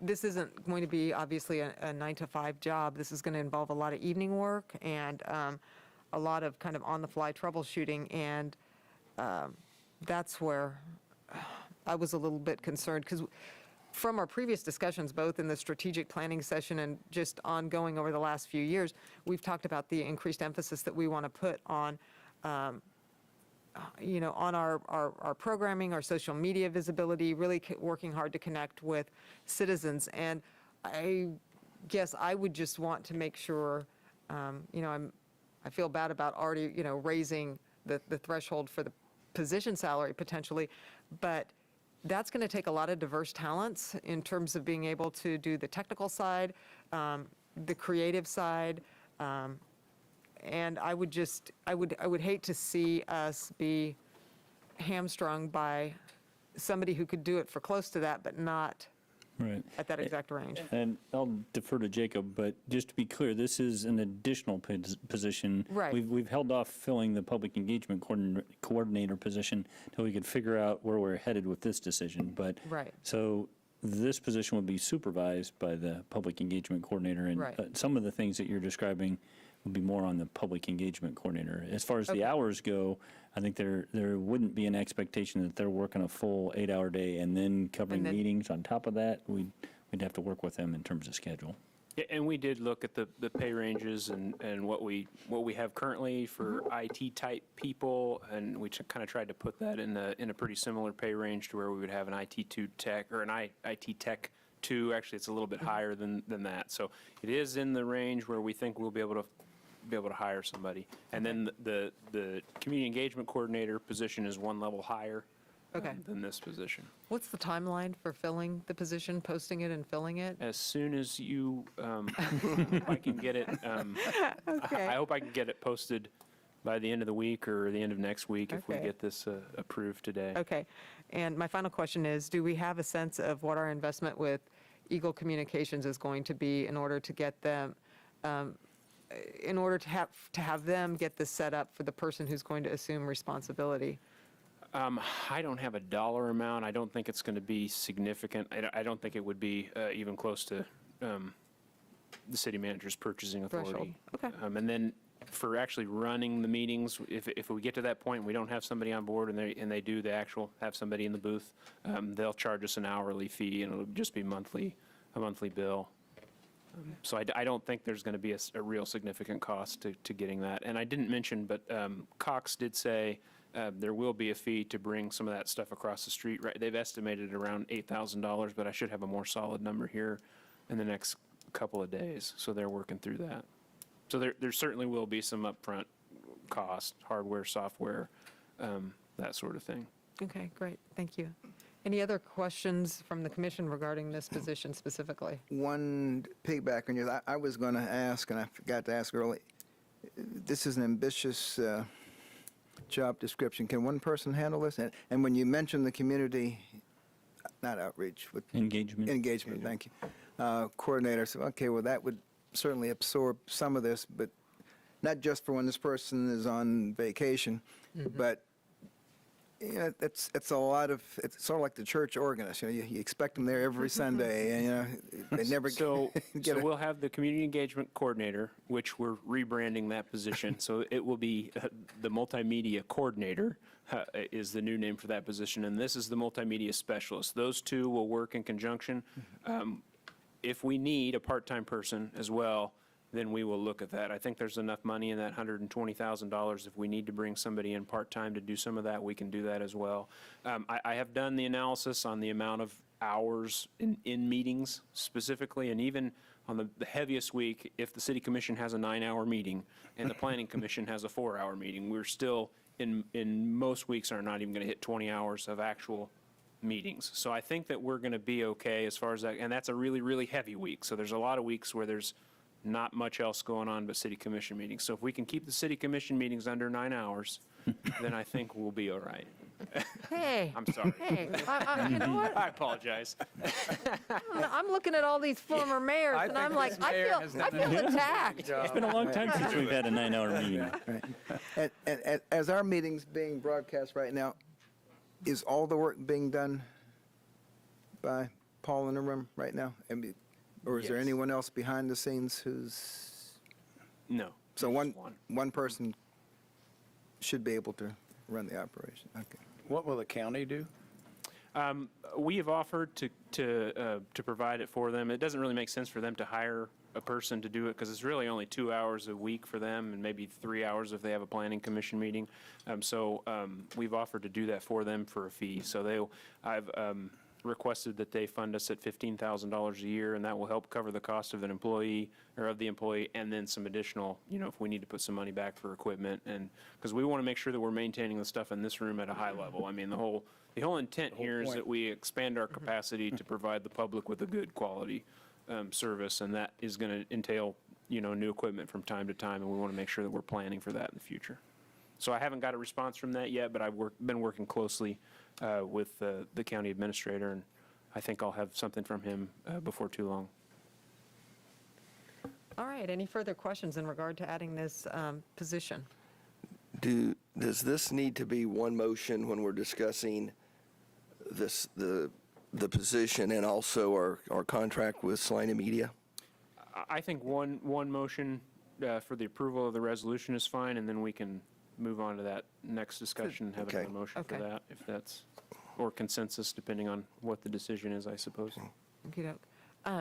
Are there any, if there aren't any further questions from the commissioners regarding the addition of the staff position, are there any members of the public that would like to speak to this issue?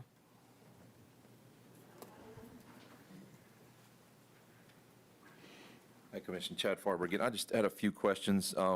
I had the same concern that Commissioner Davis had. This job description is very, very wide, and that ties in with the same comment that the mayor had about the pay scale, that we are trying to this gentleman's comment earlier, we're trying to get a good quality in here, but there's a lot of times that you get what you pay for.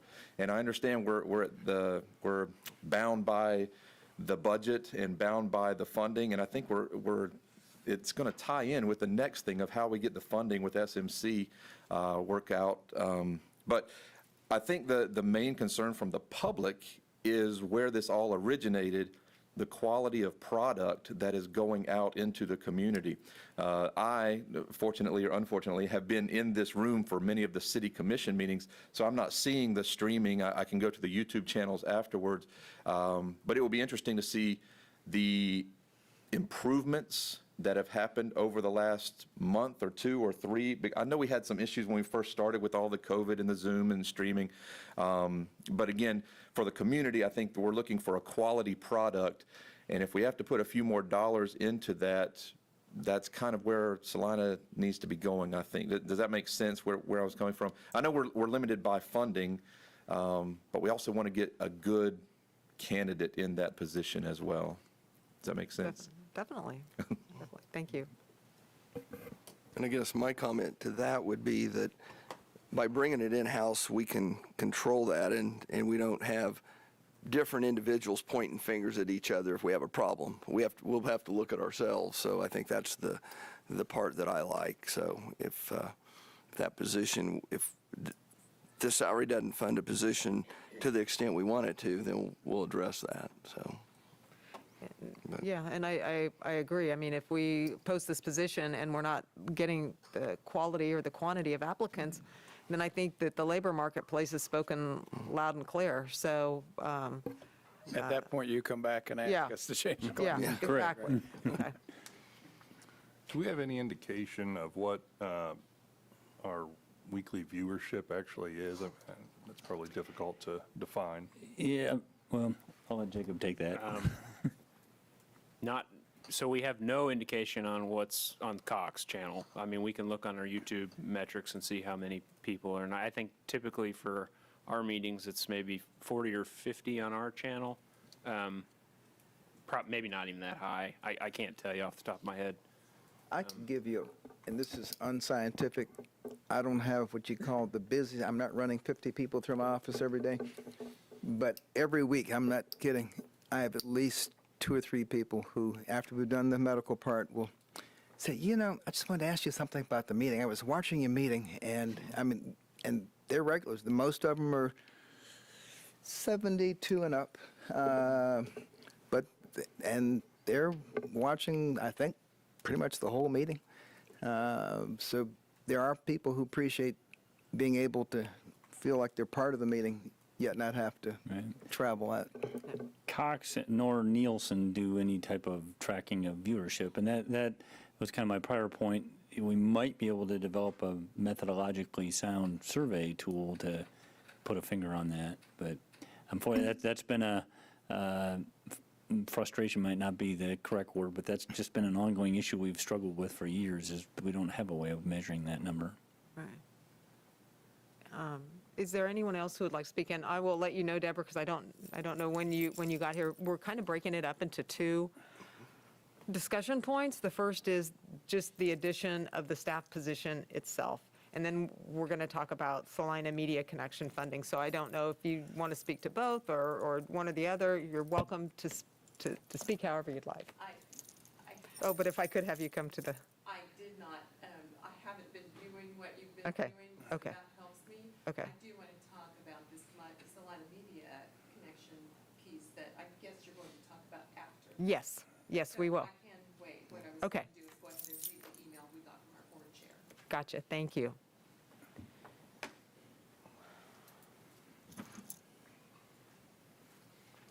Yes, I'm Ken Ritz from Salina. I'm curious, when you speak of the cost of adding a new position, are you factoring into that the cost of all the fringe benefits, including the employer's share of payroll tax and all the rest? Or are we talking about what the gross pay to the individual taking the position?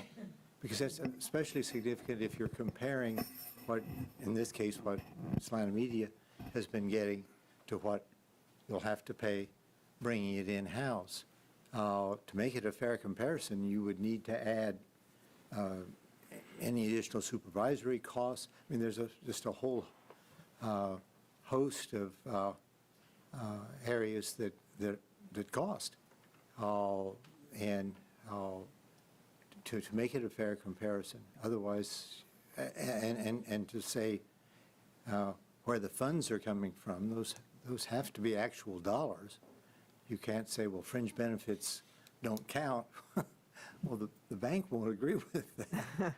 So anyway, that was concerned. Yeah, I can't speak to like the supervisory costs, but the information that we got in our packet indicated that with all of the costs that you mentioned, withholding, health insurance, unemployment insurance, workers' comp, life insurance, the gross pay or the financial commitment could be up to like $86,000 as opposed to that 59 high range that we were talking to. So I think staff has done a good job, like, getting those numbers. But in terms of like supervisory, Right. I don't know that we've gotten that. But at least the hard fringes should, I would think, be added to say, just give the 2 numbers and the total, rather than just the bare bones of it. Gotcha. We're getting down to somebody says, well, if you'll take me, I'll buy the gas. Both numbers are in there. They're in there. Yeah. We have them. Both, Yeah. it's accounted for Yeah. Yeah. Yes. in the staff report. Yeah. Yes. But the 59,000. No, we have another, if you 59,000 pull is the the blue top sheet. end of the pay rate, but the staff report then includes the entire cost of everything that But you that's were the staff discussing. report, but that doesn't go out to Yeah, Yeah, well, Yeah, So the public. yeah. yeah. Yeah. It's distributed on our website, and it was It is? part of Okay. Yeah. the packet that was All right. distributed last week. Thank you. Anyone else who would like to speak on this? If not, I'll bring it back to the commission for further questions or action? Mayor Hodges, I move we approve resolution number 21-7965, amending the City of Salina classified pay plan to add a new classification to the wage salary schedule and Salina Media Connection Agreement. Just, I guess, yeah. I'm sorry, was there a second? Yeah, Second thank here, you. oh, down there. We have a motion and a second to approve resolution number 21-7965. Could we do a roll call, please? Commissioner Davis? Aye. Commissioner Hoppeck? Aye. Commissioner Peck? Aye. Commissioner Ryan? Aye. Mayor Hodges? Aye. That motion passes 5-0. And now we will turn our attention to potential funding of Salina Media Connection and what the consensus is among the commissioners for that. Any questions that we have for staff on funding Salina Media Connection to continue to provide training and programming for local programming. Well, I figured rather than ramble, I just wrote mine out so that it'd be easier. Of course, we've discussed a lot of it already, but I propose taking the concept of Channel 21, much as it was originally conceived, which would refer to the things we wanted the channel to achieve, and rebrand it into its own new identity as the Salina Cultural and Educational Channel. This channel does have the potential for regular engagement within our community for schools, colleges, universities, performing arts, entertainment, tourism, hospitality, educational programs of local origin, cultural programs of local origin, political events of local interest, and sports. I mean, all the things, at least that I remember Access TV doing years ago, and that I think would make up most of our current agreement as far as what we wanted to achieve. I would think we would have a public-private partnership funded with $150,000 of funds generated by the current cable franchise fee proceeds. Just for point of reference, this is about half of what we're considering spending on baseball fields. And if you look at, the comparative value to our community, I think it's worth at least that for the potential that the TV channel offers. And it would not have to require generating a new tax or a new source of revenue. The money's already coming in for a like purpose. We can either choose to contract directly with Salina Media Connection or summon requests for proposals, for organizations that feel that they could present or provide the services that we would like to achieve. Our newly created multimedia specialist and/or city commissioner could serve as a liaison to the operating board of whichever agency operates this program. The operating board of the agency would be obligated to diligently pursue additional operating funds and report regularly to the city manager or designee progress in achieving mutually agreed upon goals. That's it. Any other questions, comments? Well, Commissioner Davis, I'm having a little trouble wrapping my head around that. Are you saying that we're starting a whole different kind of programming over there? We're going to disband Salina Media and reform it into the different missions? We could choose to just contract directly with them, because obviously they're already there. There's economy. I mean, there's several economies of scale in keeping the same provider there. Or we could say, okay, we have $150,000, some equipment. Who here can give us what we want to achieve for this channel? The agreement as it's written, as I understand it, is we don't have any influence on the programming that they choose. They pretty much decide how to run themselves. Yeah, but we have the general categories of programming in our current agreement. I mean, we didn't say, provide, 4 high school football games and 3 debates, but there are categories, and we can create new categories. It'll be a new agreement, so we can create new categories of expectation. Well, I like the idea of us having more influence on the programming, but that's pretty open-ended kind of Well, I think discussion at this I think the types of programming, if you say, okay, look, we've got 4 universities and colleges here. We've got God knows how many performing arts, we've got symphony, without saying, put the symphony's last spring concert on, I would hope they could read between the lines and figure out what would constitute good content. If it's helpful, I think you could provide that programming structure by way of agreement. The one thing you couldn't do is infringe on free speech issues in terms of other programming that wants to be broadcast. Right. I do like your idea, though, of, and this, of course, would be subject to the board of the Salina Media Connection. We'll get public comment in just a second. Would be subject to Salina Media Connections board, but I do like the idea of having a designated city commission liaison, just so we have a little bit better idea day to day, month to month on, what's going on at their organization. I'm sorry, I didn't mean to interrupt. Go ahead. No, go ahead and finish. No, that was,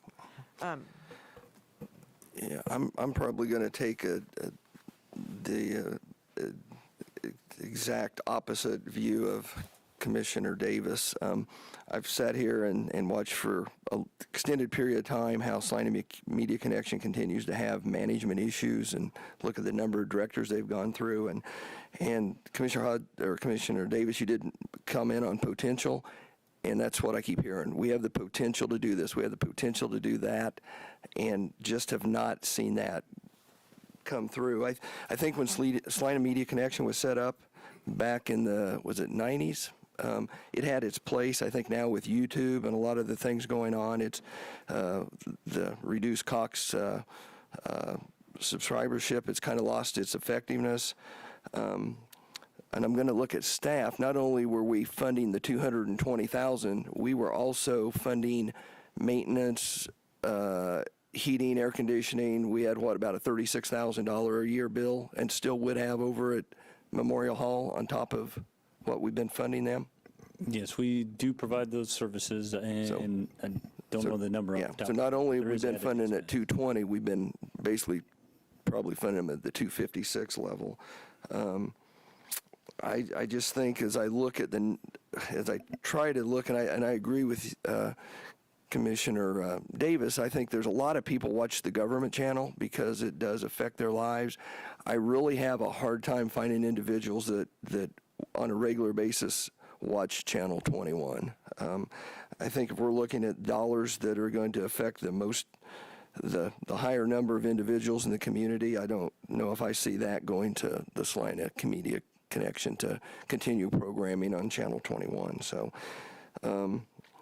I'm not even sure at what level I'd fund them at this time. I would think that the board would need to go out and maybe try to do some fundraising or come back with us. I would, at this point, probably be for completely terminating the contract and then letting them come back to us with some kind of guidance as to what they plan on doing for fundraising, what they would expect to see from the community at this time.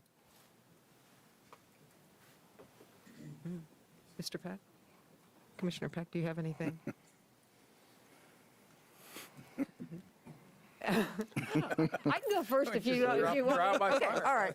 I just had a couple further questions. First of all, I know that in the agreement that we have with Salina Media Connection, I think it was section 11, which comes in around pages 10 to 11, and it talks about transfer of assets, the transfer of city-funded assets.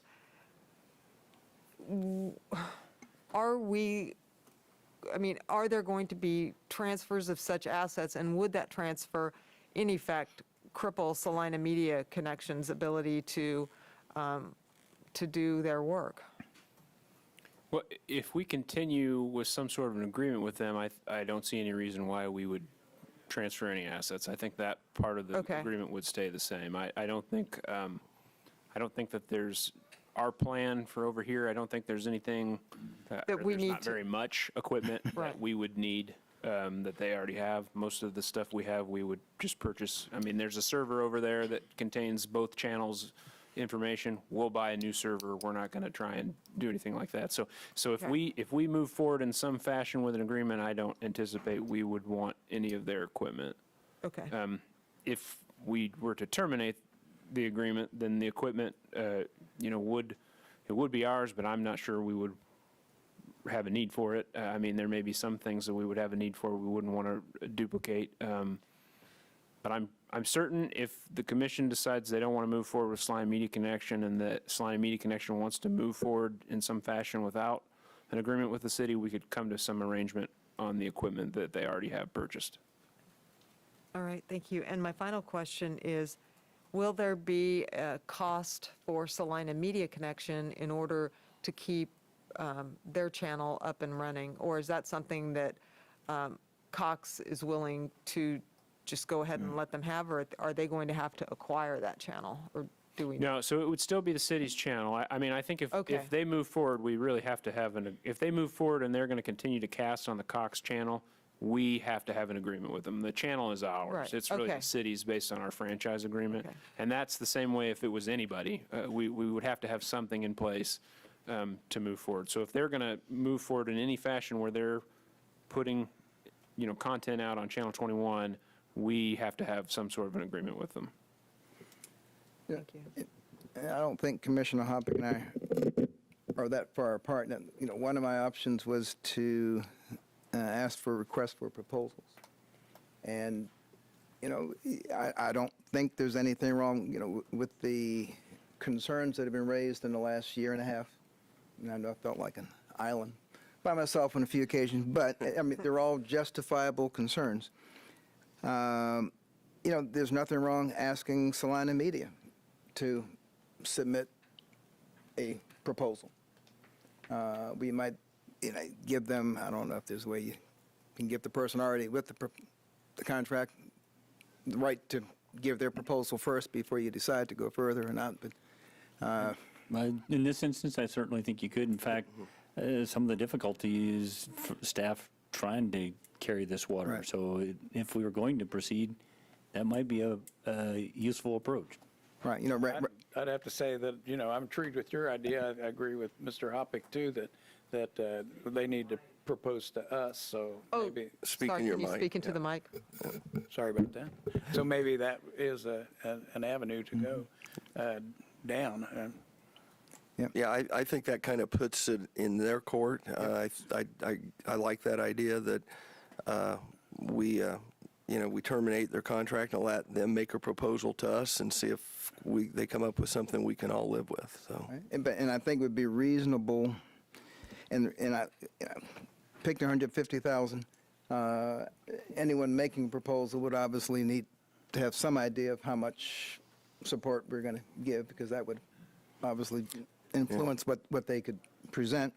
As far as the support of Memorial Hall, we do also give, it's not even money in kind, I guess it's just outright support in cash dollars for the Salina Art Center and the community theater. I agree. And, I think all worthy dollars spent, so that precedent, I think, has been set, and it's certainly a similar type of community asset. Yeah, I can say I'd probably struggle with 150 plus the costs over there. Then to me that would be a little, with what we're going to spend, in-house plus the 150, we're going to be spending, 120 plus 270, we'd be spending 50,000 more than we are now to get what we're getting. Well, So, yeah, but I think the discontent has been that we weren't getting what we wanted. And by, we're putting a line in the sand saying, okay, from this point forward, you really have to give us what we want. well, and I guess if I put the line in the sand, I'm a channel surfer, and I watch Channel 21, and there's a lot of programs on there that are not of a good quality. They've come off of YouTube. I'm not sure I'd feel like I was getting my $150,000 out of the public channel either. we're going to make sure you're in the negotiating committee for the program content. I don't think we can do program They content. have said that they have the ability to fundraise on several occasions, and I'd like to hear an estimate from them about that. You know, all the dollars are valuable or that we have, and one way of looking at it is getting the most bang for your buck, and so there could be other community resources we want to invest in rather than this if there's so few people. Well, and this Watching. and this should be, you know, to advertise, promote Salina. Now, if the same programming goes out on YouTube, that's available to people all around the country. And if the cable channel is the loss leader for the YouTube channel to get the wider audience, then, you know, I think it's okay to absorb some of that expense. But I'd like to see it really focused on our local If issues. that's the direction we're going to give them, that their programming should be local programming, I may be a little more receptive. This morning, as I was getting ready for work, I turned to Channel 21, and there was some speakers, and I can't even tell you what it was about because I couldn't hear it. And on Channel 21, that's where I guess my rub comes in the fact that there's things that are put on there that really don't, and they may apply, I say they don't apply to Salina, they probably apply to some individuals in Salina, but it's not local programming, and it was not of a good quality. And we can be, you know, creative. I mean, on a Friday morning, I like to turn it on and find out what time South plays, what time Central plays, where they're playing. You know, I mean, and that's just an example of local content. But so anyway, okay. there's a creative light bulb going off at the end of the tape. This is very interesting to hear because there's an age gap, I guess. I don't know of anyone that turns that on. Hey, I'm close to the oldest up here, and I'm the same way, so don't. Well, now, if I knew it was going to be on, if I knew, Salina High School sports came on at, well, probably Thursday night to get ready for Friday games, and if, Thursday night, 7:30, I can get all the updates, plans for the weekend's high school sports, I'll tune in. Is the action most appropriate to terminate an agreement and then have them come back, or could we table this, keep things in place? I think we have to deal with the agreement. Well, Jacob, correct me if I'm wrong, we've terminated the agreement. said We've noticed them up. termination It's a real, so, and I understand the way this conversation is going, I understand the reason for your question, but I think the current agreement is terminated. The question is there an expectation we just roll into renegotiation? Okay. And staff came away with, based on our last 4 iterations of this, that staff's in the lead of trying to negotiate this in some way on your behalf. If we'll entertain proposals, I think that is an appropriate alternate approach. And I think any direction you can give as a governing body there would be very helpful.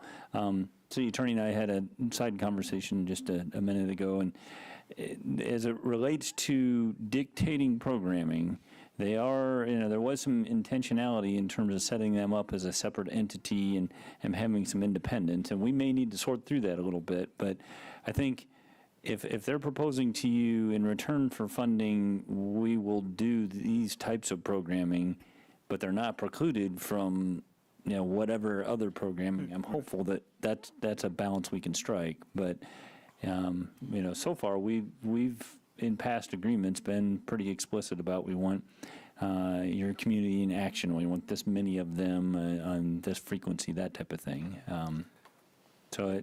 I think we're still kind of at the conceptual level. I think your conversation's productive, and if you can reach a general consensus, we'll then try to staff that through.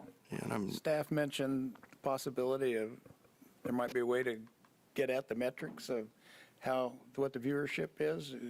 Is there a way, maybe there's a way of polling or something?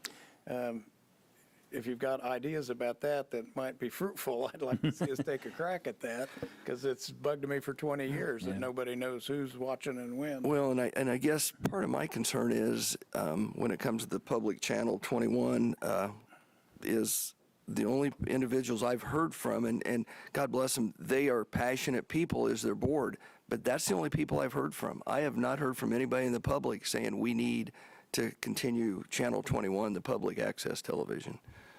And about everything else we do, I get some kind of input one way or the other. So I really question the viewership. Commissioner Ryan, in response to your question, it would come at a cost, but the Docking Institute and others can do surveys that are methodologically sound, that it's a cross-section of demographics that's very intentional in terms of who can respond versus just an open-ended Facebook poll that you don't know what you got in the way of responses. So I don't know what that expense would be, but everything from do you watch to frequency to your quality, assessments of quality and the value of the programming, that's certainly possible. And not that this isn't an important subject, but it just seems like we have so much on our plate with staff right now. We're short-staffed. I don't know how many hours we're looking at for staff to work on this when we have a lot of other things. I think that if I had to prioritize would probably come in ahead of this. So I think that's something we also need to take into consideration. Well, a lot of this work would be done by whichever agency would be wanting to run the channel. Staff, I think, would be in the position initially of receiving a proposal. So I guess, we've already terminated the contract, so I'm going to look to Commissioner Davis. Would you want a motion that would open up proposals to be made to the City Commission in 90 days or 60 days or something like that? Yeah, one half of that answer is a question. Is it appropriate to solicit a proposal from Salina Media Connection first, or should they all just come in at one time? And we obviously would know that they've already been doing it. So it's not like they'd be strangers to it. And I don't even know who else is out there that would do it either. So we haven't staffed that question through, but I think this is more of an approach towards a negotiation than a full-blown solicitation for proposals. It's just kind of reversing the responsibility and saying, right. If you want to negotiate, make a proposal to us. And little competition is not bad. I can only think of, I won't even say them out, I can only think of 2 other entities in the city right now that would even be remotely close to being able to even make a proposal for a whole channel. Yeah. But I think and if you it's look, not unreasonable for us to put the onus on Salina Media Connection to present a tenable program that they can pull off that meets our and I'd like to put it on them that they give us an idea of what they think their fundraising ability is. You talk about the community theater. We do fund some stuff there, but they have ticket sales, but they do fundraising. So is the art center, and a lot of the projects we're involved in are private-public partnerships. So I'd probably be for allowing them to bring us a proposal, I guess. But I think for me to have any interest, they'd have to have some skin in the game. And I don't want to jump across the deliberation line too much, but one possibility is some baseline funding and then a dollar-for-dollar match for funds they raise, so that that's it. that they have some skin in the game. We do have a member of the Salina Media Connections management team and board here, and I would like to invite her to speak, Deborah Cox, before we go too much further with our discussions. Thank you. I've been wanting to speak because some of the things that you're talking about, I'm not, well, you'll understand. I am here to, I think all of you got an email from our board chair, and however, the public didn't get that. So I'm going to read that. And then I want to kind of give you some thoughts and some things to consider and understand about Salina Media Connection, because I know most of you have been in this community a long time. I've lived in this community most of my life.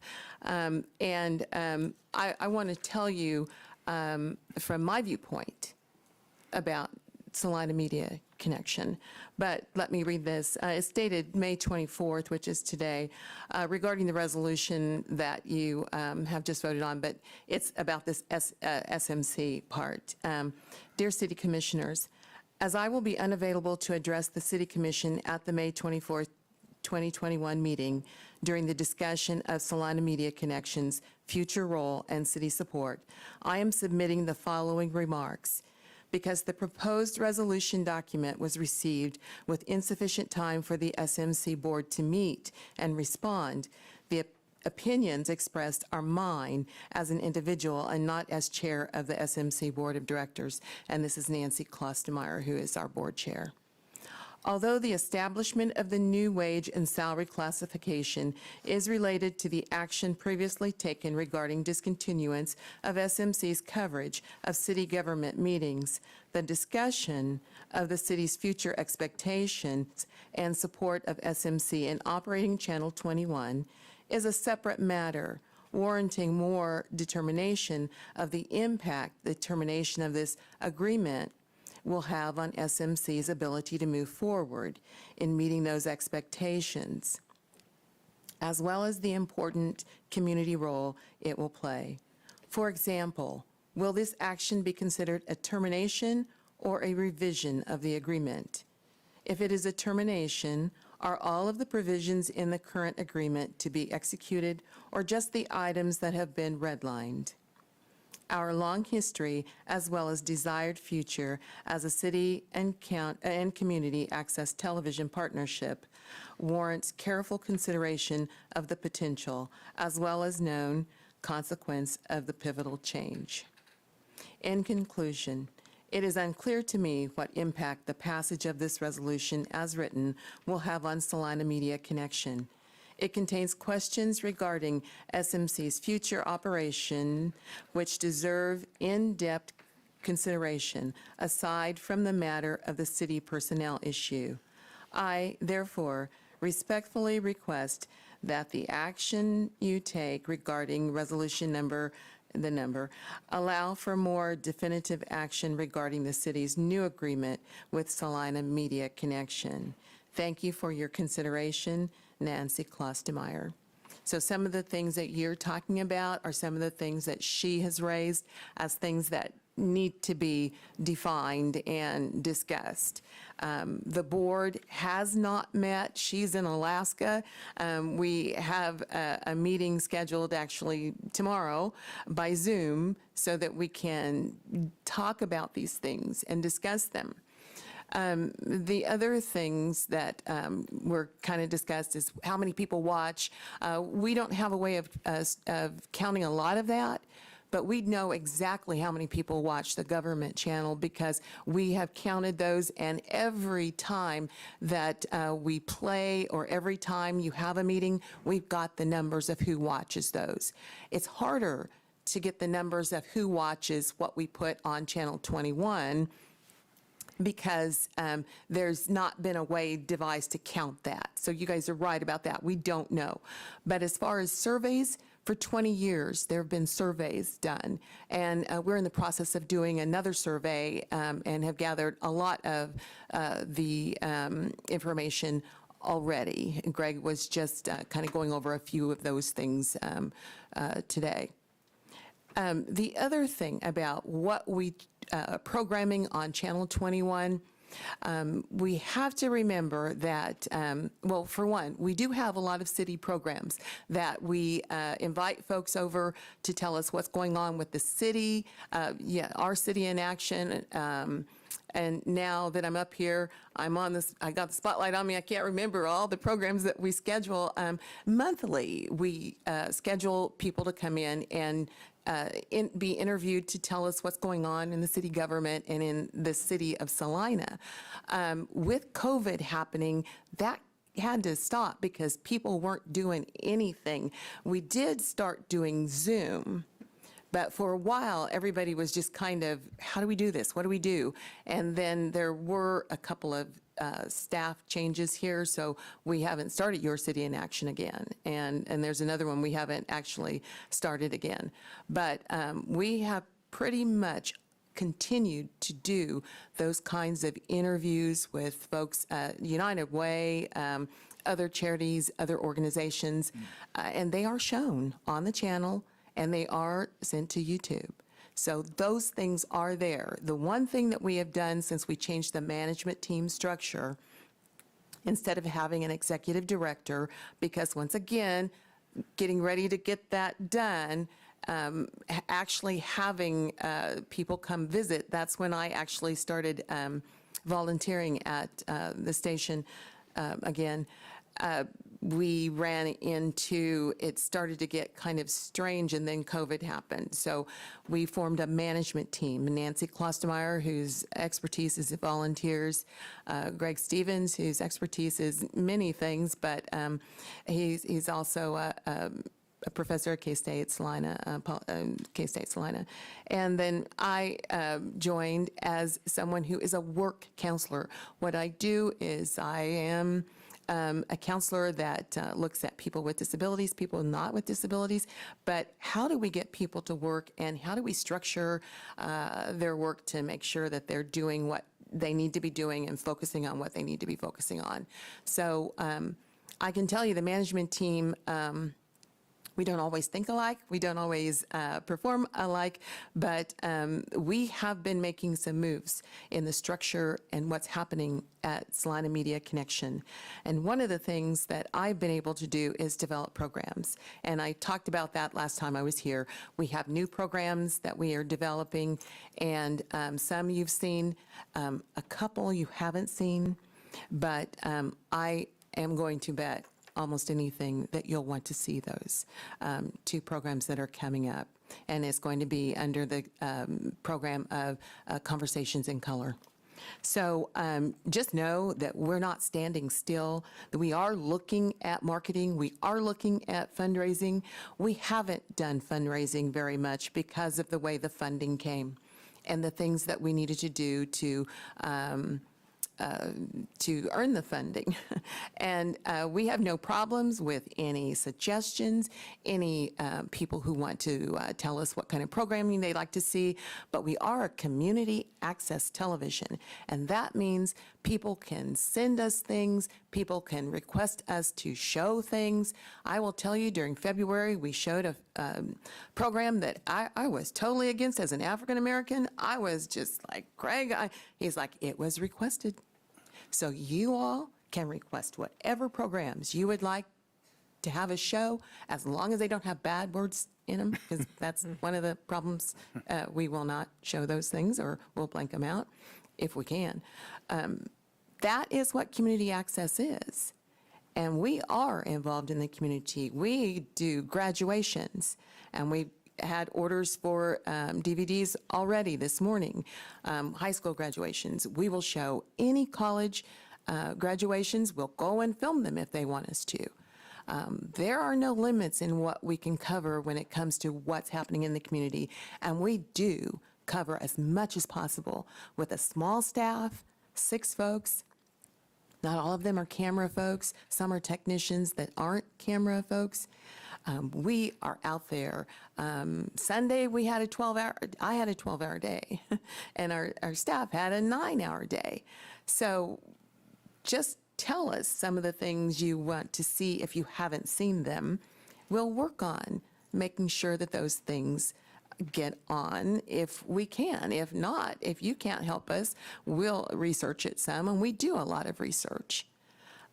It's not just showing things, it's also training folks in the community. A lot of the folks you're relying on to help you make this transition to handle your programming here spent time at Salina Media Connection.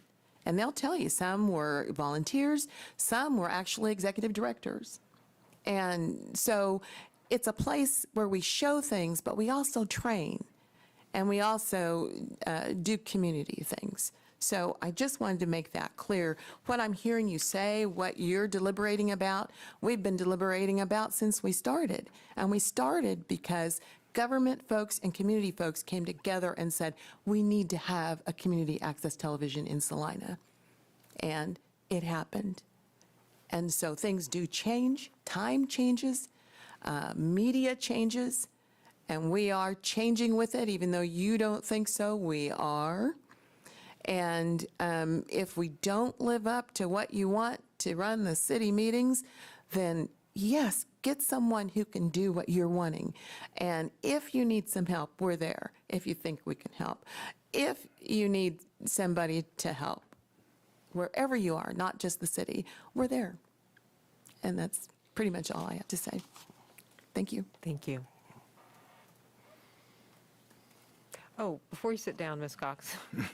So I talked to Ms. Cox earlier today, and my question for her, and kind of as it related to some of the earlier questions about the equipment that was going to remain with Salina Media Connection versus, what would have transferred over here was, what is the funding that it would take to keep Salina Media Connection able to do its, its training and programming, and you indicated that that was something that was going to be discussed at the board meeting That's tomorrow? something we have not had time. We just got, this information, and with some people out of the state and people doing what they do, we just haven't had a chance to gather the board, and we are as soon as possible tomorrow. Gotcha. Thank you very much. I just wanted to clarify that at this point, we don't know if that That's number on our is- mind, and that is something that we're looking at. Actually, we have been looking at it for a while, so. Gotcha. Thank you. Are there any questions or comments from the public that are here in attendance today?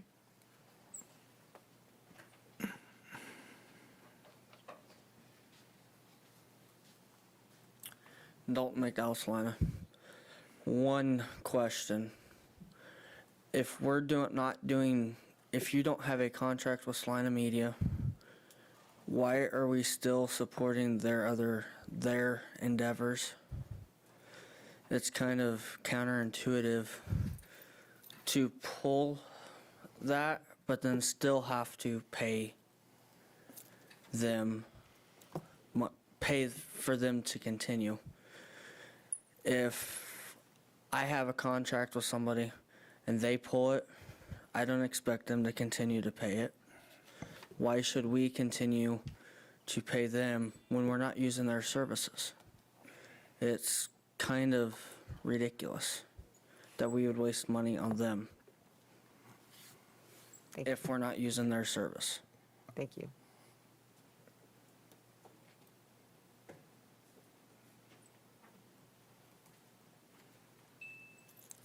Chad Farber again, and I appreciate what Commissioner Peck mentioned just in passing, an age gap. I think that is a realistic look into Channel 21. I don't have to give my age up here. I'm not asking you to give your age up here. Before the meeting 3 or 4 weeks ago when we were discussing SMC and Channel 21 and Channel 20, I had personally never heard of Channel 21 or community access here in Salina. I have children, I have family that are in the younger demographic, and everything is YouTube. Everything is digital right now. Possibly, and you can toss this around, possibly another idea would be the new position that we're opening up and the level over it that was discussed a little bit earlier. Perhaps starting a Salina YouTube channel and have that individual run that channel. If we're looking to market Salina, if we're looking to reach that demographic of, below a certain age group, I think that would be a better investment for Salina. We're talking $250,000 is what I was hearing a few minutes ago. That is a huge investment if we're not seeing any return on that. So again, just tossing out another idea, again, I like the term age gap, but I saw some of you guys bristle at that when a commissioner said that a few minutes ago, so I'm not going to bring it up again. That was a wince. Yeah. I would like to point out, though, it's not, their programming, our programming, this is the opportunity for everyone in this room to program. Dalton, this is your channel. You have special skills and talents. If you want to show folks how to take care of landscape, you could do it here. It'll go out on Channel 21. It'll go out on YouTube. But, the channel is, it's you don't get TV channels every day. I mean, it'd be something I want to think long and hard about risking losing. And you don't have to do all the production in a studio. You can produce it nowadays on your cell phone. But there is training, and again, its mission can be whatever we want its mission to be. But, you know, if you want your graduation, I mean, you may have a birthday party, you want video, you know, high school sports we kind of take for granted. Oh, yeah, well, it's going to be on TV. Well, who says it's going to be on TV? You know, somebody actually has to go through the work of getting it on TV. So I just, you know, we've taken it for granted because it's always been here. And a lot of things that are always here, we assume will always continue to be here. And that doesn't necessarily have to be the case. But it'd be real hard to get back if it's extinguished. Certainly without trying to give it a chance. Anybody else who would like to speak? Is there anyone available online? Oh, I'm sorry, I didn't mean to cut you off, Mr. Ritz. Is anyone on? I've got one. Ken Ritz again. There's an old saying, he who pays the piper calls the tune. Problem with fundraising is those who contribute often have strings attached, or the implication is that in order to get money from them, we're going to have to go a certain direction. And I would favor true public financing of a truly public station to get away from that,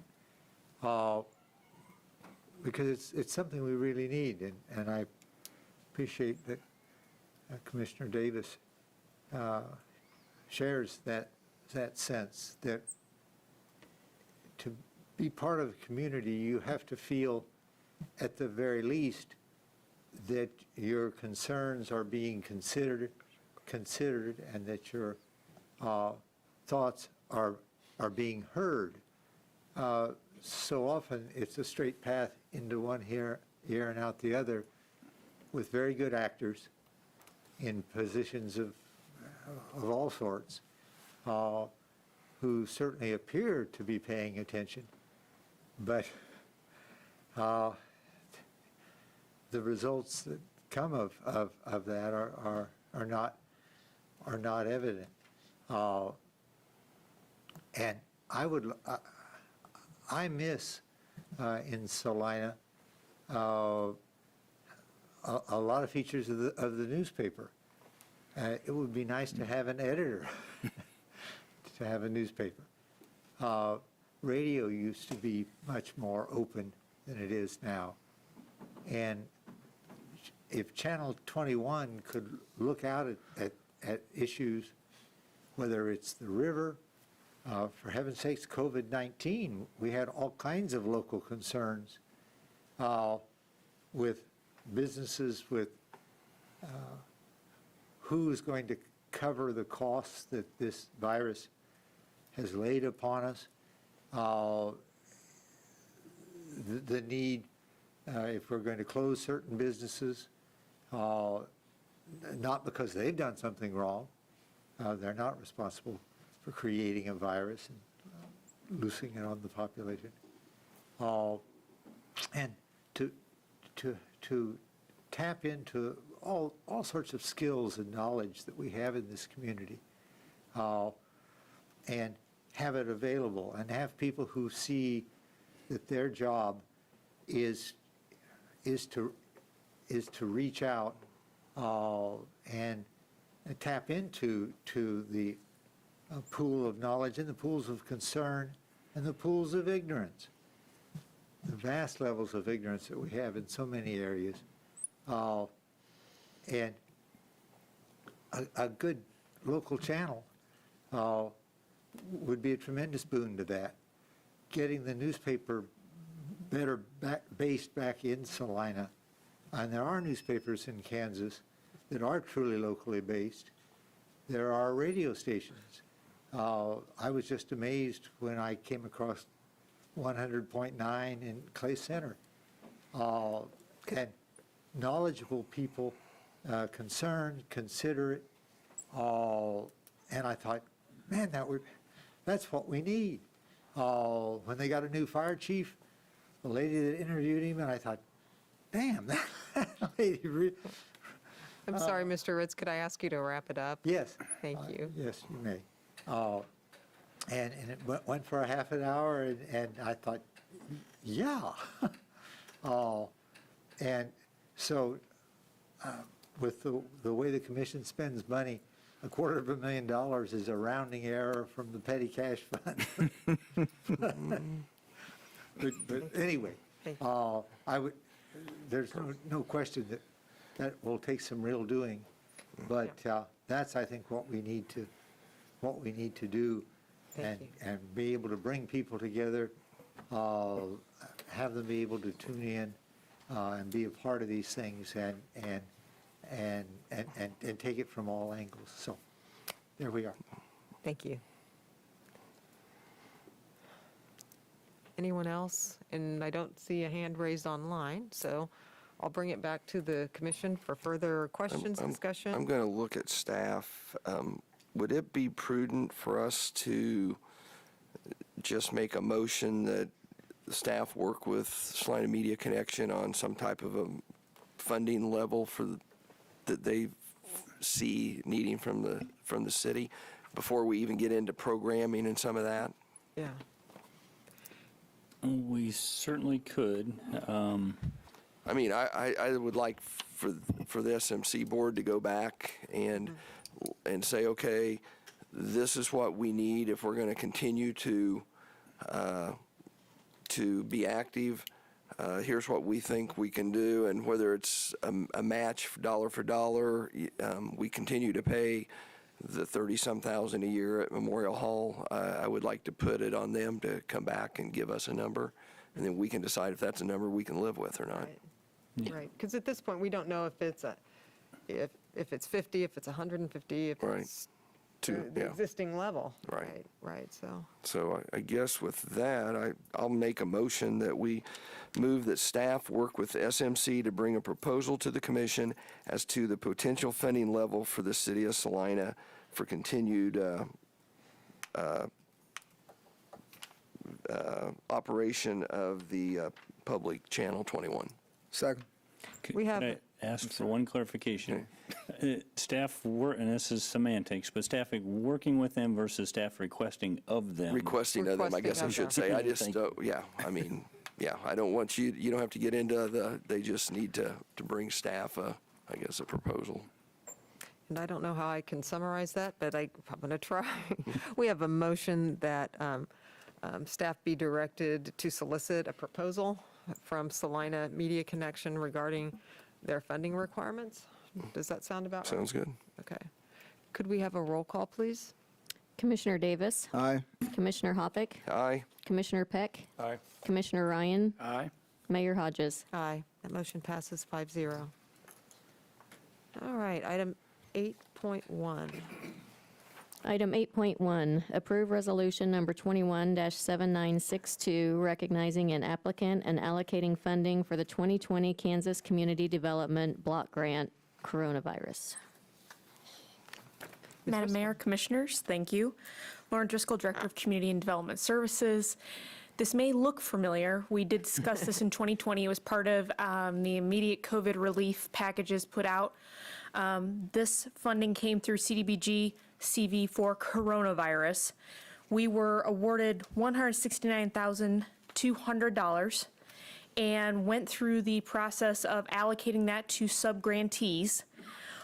We had a lot of kind of processing of those applications, and in working with North Central Regional Planning Commission, learned some of the things that they had learned from round one of funding, and that was to, verify a lot of things up front. So our hope was that when you adopted in November 9th of 2020 Resolution 2078-98, dispersing those funds, that everybody would be good, and we were hoping really in one allocation we get those totally spent. What we did have happen was one of the applicants come back and say, sorry, we've moved our business due to COVID outside city limits, and the funding is very particular to having to be spent inside the city of Salina. Saline County did get awarded CDBG CV funds. At the time, as we were working through this with the applicant, the county had fully allocated all of its CDBG CV funds. I did get a call today, no promises, but it looks like they also had an applicant who has now become unqualified from the county level, so they may be able to help this individual. So we are trying to reestablish that connection. When we were faced with this problem, we went back to 2 businesses that had applied and after first initially being eligible, could not continue in the application process due to having taxes in arrears. So went back to those and asked, have you gotten your tax issues sorted out? Both had, but only one chose to move on with the process, and that is Ad Astra Cafe and Books. After working through them, we're working this through with them and through North Central Regional Planning Commission, helping us to go through their application material. They had originally, through their application, requested a little over $14,000. After going through all their material, they're eligible for almost $19,000, but the remaining monies that we have from the other applicant, Vivid Salon, not being able to receive funds due to their move, was $9,144.81. It is staff's recommendation that we take that total remaining amount and fully allocate that to Ad Astra Coffee and Books as their CDBG CV allocation. And if you are to approve Resolution 217962, which is in front of you this evening, it would do such. Otherwise, your second option would be to approve the resolution with amendments that you deem appropriate. 3 is to postpone consideration of the resolution to a specified date and give staff additional direction on how you'd like us to move forward. Or 4 is to decline Resolution 217962, and we would then not move forward with allocating these funds to Ad Astra. Any questions for staff? Sounds simple. Yeah. It does, it does. Thank you very much, Ms. Driscoll. Thank you. Appreciate it. Any questions or comments from the public? And I don't see anyone with their virtual hand raised either. With that, I'll bring it back to the commission for further discussion or action. Mayor, I move approval of resolution number 21-7962. Is there a second? We have a motion and a second to approve resolution number 21-7962. Could we have a roll call vote, please? Commissioner Davis? Aye. Commissioner Hoppeck? Aye. Commissioner Peck? Aye. Commissioner Ryan? Aye. Mayor Hodges? Aye. That motion passes 5-0. Do we have anything under other business that a commissioner would like to bring forward? Have none. Okay. I had one quick question. I'm glad Ms. Driscoll is still here. Was there something we were supposed to produce for Marty Schukert on the housing thing in terms of like any suggestions in regards to the scoring? I couldn't read my own notes and I wasn't sure. No, nothing formal, Madam Mayor. If any of you have additional comments that you would like to share with Marty regarding the policy framework that we discussed last Monday in the study session, those are very welcome. If you could get those to me by the end of this week, it's best if you send them to Holly or City Manager Scragg, and then those can be forwarded on to me. But if you just, no particular questions, just any thoughts you had regarding that framework, because our goal is to be back in front of you 4 weeks from last week, so we have 3 weeks now. All right. With that policy. Thank you very much. Thank I you. appreciate that clarification.